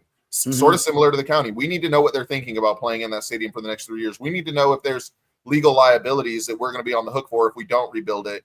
It's the same. This is another reason why I would oppose a public stadium deal. Now we're locked into a situation where a disaster happens in our city and we potentially are on the hook for fixing something that's not important to a lot of residents right now. Like, right. That's a big thing for people to know right now, is like, this is a big issue in the region and across the country, and it's getting a lot of attention, but it is not what my constituents are talking about. My constituents are talking about how a bunch of homes flooded that aren't in flood zones because we had so much rain. I'm at my house right now. If I show you the floor, there's no floor. If I show you the walls are cut out because my home flooded. Like, this is not what anybody wants to be dealing with right now.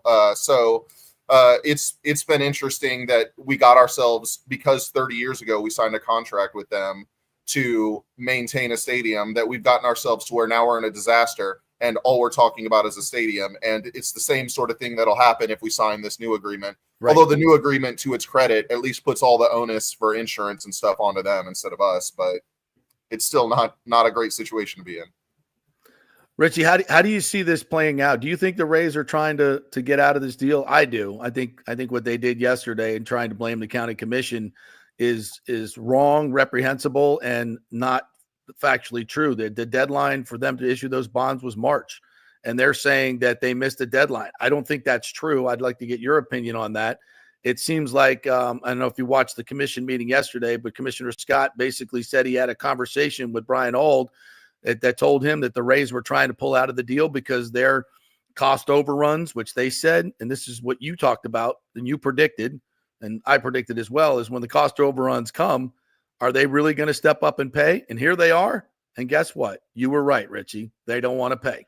Yeah, so I'm not going to moralize about anything particularly. This is straight up business decisions, and that's why it's hard. Like, you're a government that has to take care of your residents, and you're working with actors from the private market that their incentive is to take care of their shareholders. Like, it's not to take care of your community. And so that's why it's not a surprise at all. This, in public-private partnerships all the time, they always say, like, the profits are made private and the losses are made public, and that's just what's gone on here. And so it wasn't hard to predict that this would happen. You cannot actually privatize losses. It's not possible. Private actors will always try to make them public. And so, having said all of that, here, I lost my train of thought. I was on a rant. Well, you predicted that they were the were Rays trying to get out of it. Are they trying to get out of this deal? So as soon as the hurricane hit, you have to see, like, okay, the roof blew off the stadium. It rained in there. They're going to lose revenue over the next 3 years. And I say 3 years. I mean, over the next year, because we said 1 year they're not going to play in their stadium. By the way, just to go back, since when do government projects cost exactly what they were predicted at the beginning and last the exact amount of time? Like, I'll say very, very rarely. Basically never. And so they're going to lose revenue over the next few years. It was not a surprise to hear them say, like, that was revenue we were depending on to build the stadium. And every year that the project gets delayed, like, regular people are feeling inflation. Well, good God, if you've tried to build anything or construct anything lately, that's where the inflation really is hitting. And it's still going on. And we're still in a sort of inflationary environment. The Fed doesn't want to cut rates, all that, whatever. They know every year that this goes on, it's going to get more expensive. And so to hear them get cold feet is not a surprise. Like, things are getting more expensive, and they had all their projections and we're trying to lock in prices, and Storms threw that all out of whack. And, I had one person criticize me yesterday and say, I didn't predict the exact reason why they would run out of money or whatever. And it's like, well, first off, I said for whatever reason, because there's a million, but like, if we're in Florida, if you didn't see a hurricane coming, like, I'm sorry, but that's on you. For a fabric roof that was 10 years past its Mm-hmm. lifespan. And people say, well, nobody could have predicted that. And I say, really? I've actually been talking about that for years. Every time a hurricane comes near, I'm like, ooh, I hope that roof survives the trop. It's more likely no one could have predicted we would go this long without a hurricane. Like, you would have been silly to say that we would go this long, not silly to say it's going to happen. Exactly. So finally, Richie, if this deal does fall apart and they end up building in Tampa, Chris Lafleur told me yesterday that he's fine with that, as his constituents can still go to baseball games and they can use this money for stuff they really need and can benefit the community a lot more. Would you echo that? I mean, I don't want to see the Rays leave St. Pete. I mean, I'm a huge Rays fan. Like, I've played baseball my whole life. It would be wrong to say that it's no big deal. It would be upsetting. But at the same time, like, my job as a city council member is to do what's best for the public, use our public funds in appropriate and responsible ways. And look, I am left wing. Like, I am not even like I'm conservative person. Like, but I have to be fiscally responsible in my job. And I have to look, can we afford $22 million a year in debt service for the next 30 years and weigh the risks of like renegotiating or whatever with that. And so it would hurt if they went to Tampa, but we would be in a position where we have a lot of revenue coming in that is not allocated for the next 30 years. And we can do a lot for our city because of that. And, I love the idea. Well, I'll say it this way. I love that we're talking about them going to Tampa and not going further afield. Right. I don't believe that like what's good for Tampa is bad for St. Pete. Like, I think that our economy is intimately tied together, and I don't like being played off of them. But one thing I would just say to anyone who's looking at them moving is like, because they're not going to get everything they want out of this deal. This deal is worth $600 million in cash and for the stadium and all of the land rights around it. The next biggest public stadium deal ever completed was in Atlanta for $300 million cash. And the Las Vegas deal that probably is going to fall apart is $400 million cash. Yeah. If anybody thinks they're going to go somewhere else and get more money, no, they're going to go to Las Vegas, get $200 million less dollars and be in a smaller media market. That doesn't make financial sense to me either. So I think we have plenty of latitude to play hardball with them right now. I totally agree. Hey, Richie, thank you so much for the time. Is that what kind of guitar is that behind you? Is that a bass? Oh, I'm sorry. That's my bass guitar. Yeah. Oh, nice. Yeah. I've had to set up my, no, I got a couple behind me too. Yeah. I got So me and my wife play music. She's in an orchestra. And so, we love to, we're in St. Pete. We love to be part of the arts community and the music. And it kind of finish that off, Richie. And I've said this is like, you don't need a baseball stadium. You got the greatest downtown, the most eclectic bars and restaurants. And I mean, I love it down there. You got the beautiful waterfront. You got the beaches. You got the Grand Prix. You got the PGA Tour. You got the Anaco I was just at the other day. There's a lot of sports going on. It's not a team, but it's so much going on. You don't need a baseball stadium, especially for 81 games. That should be in the metro area, the center of the market. Tampa should take that on, and you're part of this whole Tampa Bay region is to be the beautiful, wonderful place that you are, and attract tourists. That's part of it. That seems to me the best for the entire region. And personally, I hope it ends that way, because I think that's what's best. Yeah, you make a common sense argument, and I think that's one thing the county looks at. I mean, obviously, again, You're not losing the Rays. You're not losing them.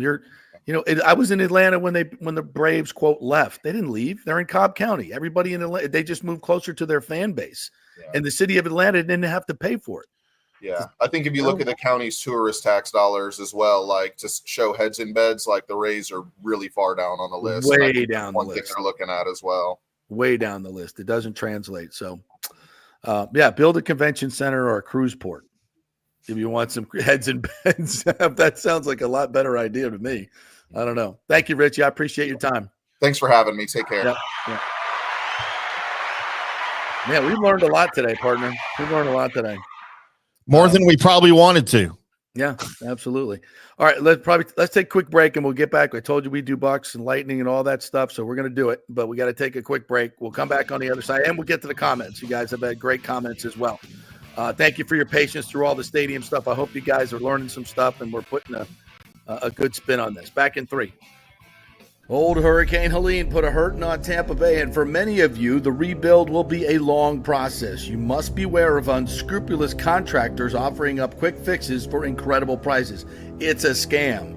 So go with long-standing, reputable companies like Third Generation Plumbing and AC. My friend John Rodriguez has been serving Tampa Bay since 1995 with hundreds of 5-star reviews. If you need a new AC system or any home repairs from Helene, they will work with insurance companies to get you taken care of quickly, expertly installed, of course, and a 1-year maintenance plan and 10-year warranty included on all AC units. 0% financing for 60 months. Contact them at thirdgenerationplumbing.com or 813-961-8024. That's 813-961-8024, thirdgenerationplumbing.com. So many of our Tampa Bay neighbors are finding out the hard way from Hurricane Helene that homeowners insurance does not cover flood damage. You must have flood insurance. It's a separate policy. Immediately call Italiano Insurance at 813-877-7799, and they will shop around to find the best policy before rates go up. Lock it in. Over 60% are underinsured in Florida, or you're not getting your discounts that you're entitled to. So do an insurance checkup at Italiano, and they could save you thousands of dollars. Italiano will make sure you're with a highly rated insurer, so there are no surprises in your time of need. Our hearts go out to all our neighbors devastated by Helene. These are the times we're proud to protect all the pieces of your life. Italiano Insurance, 813-877-7799.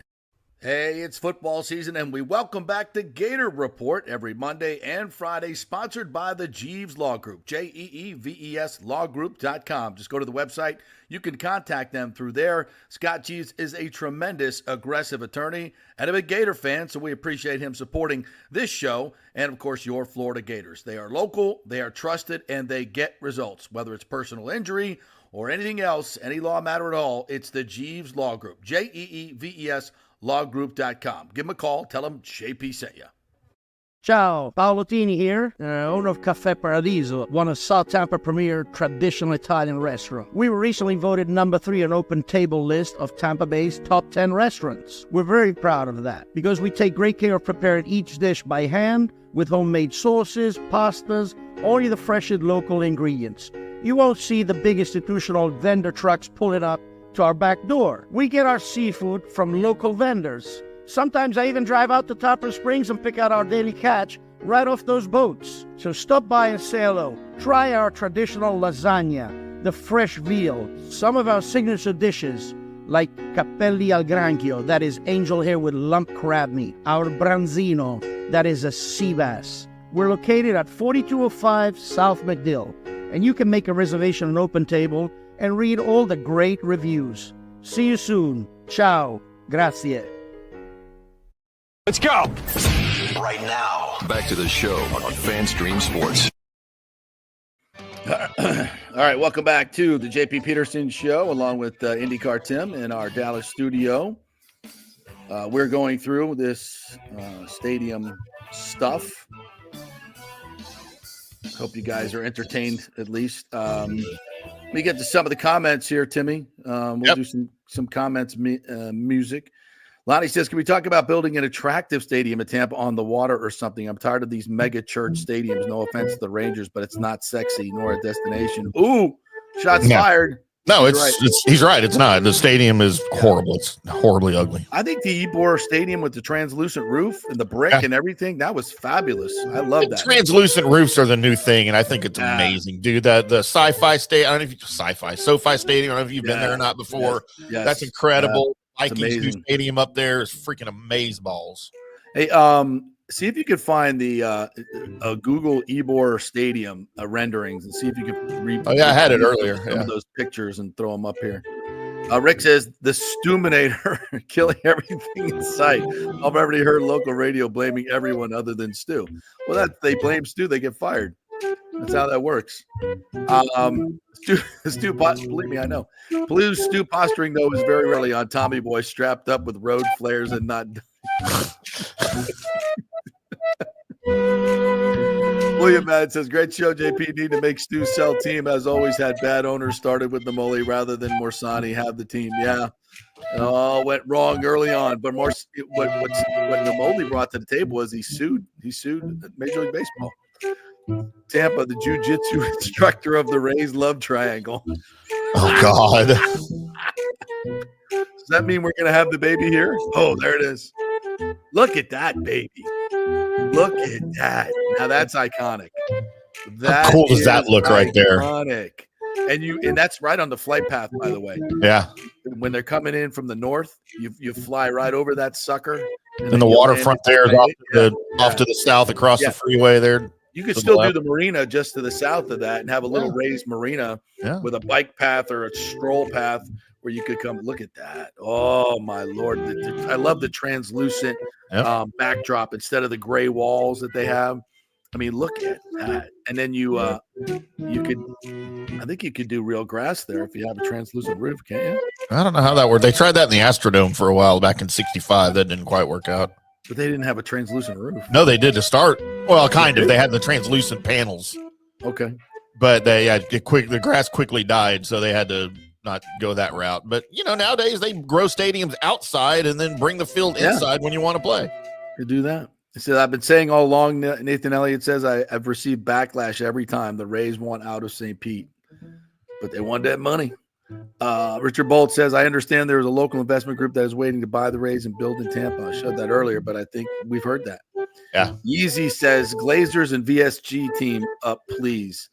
I had people asking me about that, and all I can say is it does look from the outside that, with Jeffrey Minnick selling the Lightning and divesting, and of course he has all the real estate holdings in downtown Tampa, it would be natural for him to want to build a stadium that will increase the value of those already owned holdings and increase, obviously, if he was part of that development downtown, further development on the water there.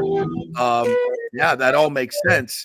Problem is, having working for the Lightning, I've asked about that. And I know one time, 10 years ago, maybe he was interested in building that stadium when that whole Water Street was coming to fruition. But I don't think he's interested anymore. I haven't heard anything. Doesn't mean it's not happening. If they're doing it, he's keeping it super quiet. But he did raise a lot of cash in selling the Lightning. And he's going to be part of that for what? 3 years. Yeah.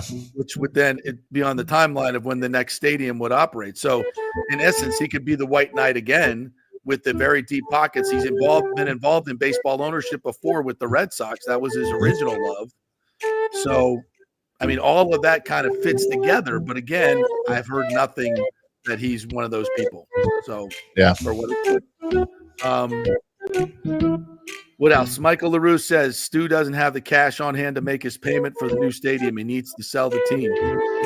If that's true, that's great. That's a great development. Angel Provenzano said that St. Pete allowed Stu to separate the stadium portion of the deal from the surrounding land development was totally dumb. Obviously, this deal to get control of the land. I've said that from the beginning. You know, the way the deal was structured was really weird. And it told me some shenanigans is going on. It just doesn't make sense. It's not the way the Rangers deal was structured. It's not the way the Atlanta deal. They were all tied together. Obviously. Look, there are already blueprints for this. It's not that difficult, people. Like, there's not, and I'm not just talking about Arlington and the Cowboys and Rangers. There are blueprints all over the country for stuff like this. Do we need to start a company where all we do is go and broker stadium deals between cities and owners? It sounds like we need to be arbitrators and just say, look, here's the deal. It works for both teams. Here's the dotted line. We'll have it built in a year and a half, and you guys can be done with it. Well, what's the constant in all these other deals? A willing, deep-pocketed owner. Yes. And we don't have that. James said, so tired of MLB. They inject themselves in so many ridiculous things, but when you have a horrible owner who has done nothing but cry poor forever and still profit greatly, it's time for MLB to remove Stu. Yes. Could not agree more. Paul Stewart says, excellent. Let me do it in my British accent. Excellent job explaining the situation to a non-Floridian. I know who I would love to believe in this case is not Stu Sternberg. I just want to see Rays baseball in a few years. Good day, mate. Good day. No, that's Australian. Same Paul's thing. mad at me for doing that, but thank you for the sentiment, and I agree. We all want to keep it here. The MLB had no problem getting rid of Namoli, and they sit on their hands on this. MLB knows St. Pete deal is bad for the city and fans. They know Stu will never spend to improve. It's time to get rid of him. They can do it. It sounds like we need to spend some money and hire a PI that will go dig up some dirt on Stu so that MLB just kicks him out of the league. Find some emails or something. We would never do that, and we're just joking. But at this point, you don't need to. He did it himself. I know. He did it himself. All right. Thank you guys for the great comments. All right. So Baker Mayfield and Todd Bowles will be meeting the media here this afternoon, and the players as well, as they come off their long break. Got the whole week off last week. Todd wanted to make sure they were rested because that's his usual plan for the off week, which has worked out famously for him. No, it hasn't. He's lost his last 5 games after the bye, including both of the games with the after post-bye the last 2 years with the Buccaneers. So he's sticking with that formula. And now the Bucs have to figure this out this week with their defense, ranked 32nd against Tommy DeVito and the Giants, who will certainly probably get a bump from I get the sense, Tim, that, you know, I don't know if Danny Dimes was the most likable guy in the locker room. I'm not saying he was hated, but I never really felt him as like being a leader. I just, you know, when the contract is signed and how many defensive guys and everybody else on the team rolled their eyes. And then when they don't have the money to re-sign Saquon, I just think my point being, I don't think Danny Dimes was the most popular guy, and a shift to Danny DeVito, who's really popular, energizes this team. Does that make sense? Yeah, I don't know. I mean, it makes sense. I don't know that I agree with it 100%. I don't know how likable and how much of a locker room favorite Tommy DeVito is. He's never done anything. Like, I get it. He's a good guy. I mean, I get it. He's a good guy and everything. He's probably got a great personality and whatever. But like, as a locker room guy, I want a guy that's going to win and lead. And I'm not saying that Daniel Jones is that guy. I think he's more of a quiet leader, which doesn't go over well with some of the more boisterous guys in the locker room. You know, you kind of want that, leader. And I don't know that we have a lot of those on the Giants squad, to be honest with you. But I did find something out about Daniel Jones that gave me a huge a tremendous amount of respect for him now. And I already love Daniel Jones. I think still think he's a future Hall of Famer. He just won't do it with the Giants. I found out he's banging Kay Adams. Who is? Daniel Jones. Is he really? Are you aware of this? I was not aware of that. Yes. He's my new hero. Kay, he's him and Kay? Yes. Wow. Found this out yesterday, doing some research on how I could email Kay Adams and ask her out on a date. I'm assure you that he's hated in the locker room now. If that's known, and people are like, what? Yeah, I was shocked. Well, but, hey, man, good for you. $40 million a year will buy you a lot of love. What if I can steal her from him? Yeah, I don't think that's gonna happen. Todd Bowles is 1-5 after a bye week as head coach. Why do you think that is? Not a good coach. Yeah, because he doesn't know how to prepare his team. I mean, I've said this for every time he gets a chance to give the guys time off, they give time off, but yet they don't execute on defense. Like all these quote communication issues. And don't you think a couple of days of study, you don't have to run them and practice them on the bye week, but you're still able to bring them in and go through film study and mental stuff, or maybe a team bonding thing or something. And we're just like, get the hell out of here. I'll see you next week. Maybe that's why he's 1-5 after bye week.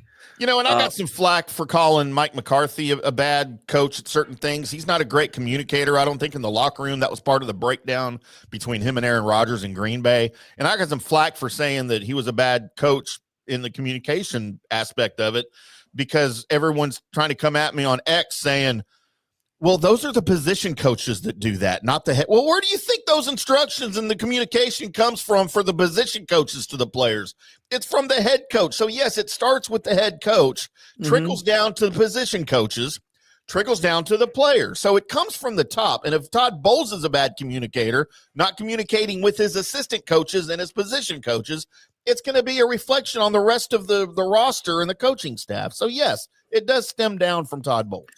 And there's a feeling that, this defensive staff or a lot of his, his buddies and friends that he's, and I guess when you coach that long, that happens. But what also happens is, are you really holding them accountable for what's going on your team? The numbers would say no. I mean, you can't be 32nd ranked defense the last few weeks and be, a defensive head coach. That doesn't work. That does not compute. And especially when you look at what the offense is doing, they should have at least 2 or 3 more wins. If so much of it is falling, and then you look at the game management and coaching decisions, it's like yikes. So we'll see. Mike Evans is back this week. They get Tyke Smith back hopefully, so they're getting healthy. This should be hopefully a better defense. Jamel Dean comes back. Mike Edwards is added to it, so there's changes. There's guys getting healthy. There's a reason this defense could be better down the stretch. And Todd Bowles did it last year. They put together a great run to get to the playoffs, and that was with an offense that wasn't as good as this one. So, but they did have Chris Godwin last year down the stretch, who makes all the big plays. I still want to see Jamel Dean in practice this week, man. I'm not. Yeah, so convinced. And he's not. It's not like we're bringing back primetime. At corner. No. It's just he wasn't playing great football anyway, at least in my butt. I mean, if you look at worse when he left. If you look at the preliminary injury report for the Bucs, it's Tyke Smith, Evans, Wirfs, and McCollum all questionable before the practice starts this week. Don't forget Wirfs is week to week and probably not going to play this week. So that's a huge hit because the play calling when Wirfs went out was pretty simplistic, and that ball had to be out quick. They could not, take any really downfield shots that take time to develop because you can't leave school one-on-one because he's going to get beat like he did late in the game, and it cost him a sack. So that's the problem as well. How this offense has done pretty good without Godwin and Evans coming back, but still you lose Tristan Wirfs for a couple weeks. That's a big hit. It radically changes what you do on offense, in terms of running the football and throwing the ball. So let's not forget that. And if this team can't score 24 points, they ain't winning. Not with this defense, even against the Giants. Yeah, Tommy DeVito. All right. Scared for Sunday if you're a Bucs fan. Well, Bolts get a big win last night. Pointer was fantastic in his return, 16 days away for injury, and scores 2 goals, including the game winner. By the way, Connor Geeky, the rookie, who first player since Palat or Point, maybe, that didn't get sent to the juniors. He was on the number 1 power play last night, and he was on the ice in overtime and had an assist on the game-winning goal from Pointer. So that's very interesting. He's getting serious good minutes. And Pointer, of course, this team played their 2 best games without him. So if they can bring that discipline and defensive mentality to the rink every night with Pointer, now you got something. And now Braden Point has scored his 11th career overtime goal taking over second place in franchise history from Martin St. Louis, who's a terrible coach, by the way. Of your Les Habitants. All right, what else did I want to get to? College football playoff last night. The rankings are out. Still a lot. There were a long way to go. But what was interesting yesterday was Lane Kiffin said out loud what we all believe. None of these 2-loss teams want to be in the SEC championship game. Because you're going to play another top 10 team, another chance to lose, where if you stay at 2, you get in. Yeah. I mean, you do get the bye if you do win the championship, but none of them want to take that chance of playing that extra game, because if you lose it, you're out. Losers out. Guys that didn't play are still in. That's bad. Like they got, that's a bad byproduct of the 12-team playoff. They got to figure that out. Problem is, these championship games, especially the SEC championship game, just bring so much money. I mean, they're huge money makers. So you can't just say, okay, we're not going to do that anymore now that we have the playoff. What I think you're going to have to do in a revamped playoff is make those championship games as part of your playoff. You know what I'm saying? Yeah. Like that's the first round. You have divisions, and then so it's almost like 32 or a playoff of 30 or 24. Yeah. Anyway, that's a bigger conversation. You have any problems with the rankings? Thoughts on it? I don't. I'm not sure I agree with Boise State over SMU. Mm-hmm. SMU now being 13, the first team out, if we're still calling it that. But SMU is going to have its shot. They win the ACC, they're in. So and I think they.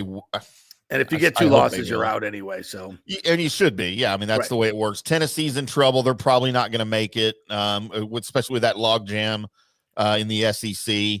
Aggies have a clear-cut shot. I think you beat Texas. I think you're in. I think they're in. Wow. Can you imagine that in Elko's first year? Totally unexpected. I did not expect a 500 record from Elko this year. It's good coaches make a difference, man. Okay, just in. This just in. I mean, you look at what he did at Duke, right? With the first 10-win season in ever, maybe for Duke. Yeah. So coaching means something. And we'll finish with depressing Florida State note. So Warchant put out this video of this open field tackling drill that they do in practice. And it's the most pathetic thing you've ever seen. I think I've run it on the show before. It's so I'm like, why would you put this video or allow it to be put out there? It's embarrassing. It's just, they're running up and they're like reaching for tackling. They're not hitting anybody. And then they have this one coach who's a spotter in case anybody goes down onto the ground. If anybody gets tackled to the ground, there's a spotter to make sure you're not hurt. One of the guys, like, oh my God, so embarrassing. Anyway, Jacoby McDaniel, former player, retweeted it and said, "This is why we suck at FSU, because these are the drills that we run, and it's embarrassing. And the practices are soft. The coaches are terrible. They don't teach anything. And if you look at the team last year, most every one of their dynamic players was a transfer and was coached up and developed at another program. Keon Coleman, Jared Verse." Fisk up front, Trey.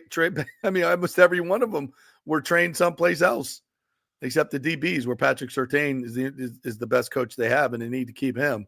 But the rest of them, get them out of here. Just awful practices, and that's on Mike too. He's got to figure that out. He's got to change his practices, and you got to be. If you can't tackle in a game, you better start practicing tackling at practice. That's all I'm saying. Yeah. All right.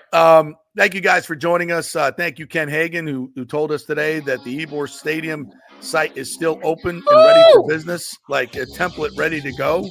That's incredible, and they're going to be incredible things happening at Steinbrenner Field, and Hillsborough and Tampa are back in. So that's the headline from the day. Thanks to Ron Diner as well for jumping in here to talk about the bond issues, and Richie Floyd from the St. Pete City Council. If you missed anything, you can always watch it or listen on our podcast, Apple and Spotify, or wherever you get your podcast. Please like and subscribe. All our social media, FanStream Sports, and the JP Peterson Show. Thank you, Tim. Love you, brother. Have a great day, everybody. See you tomorrow.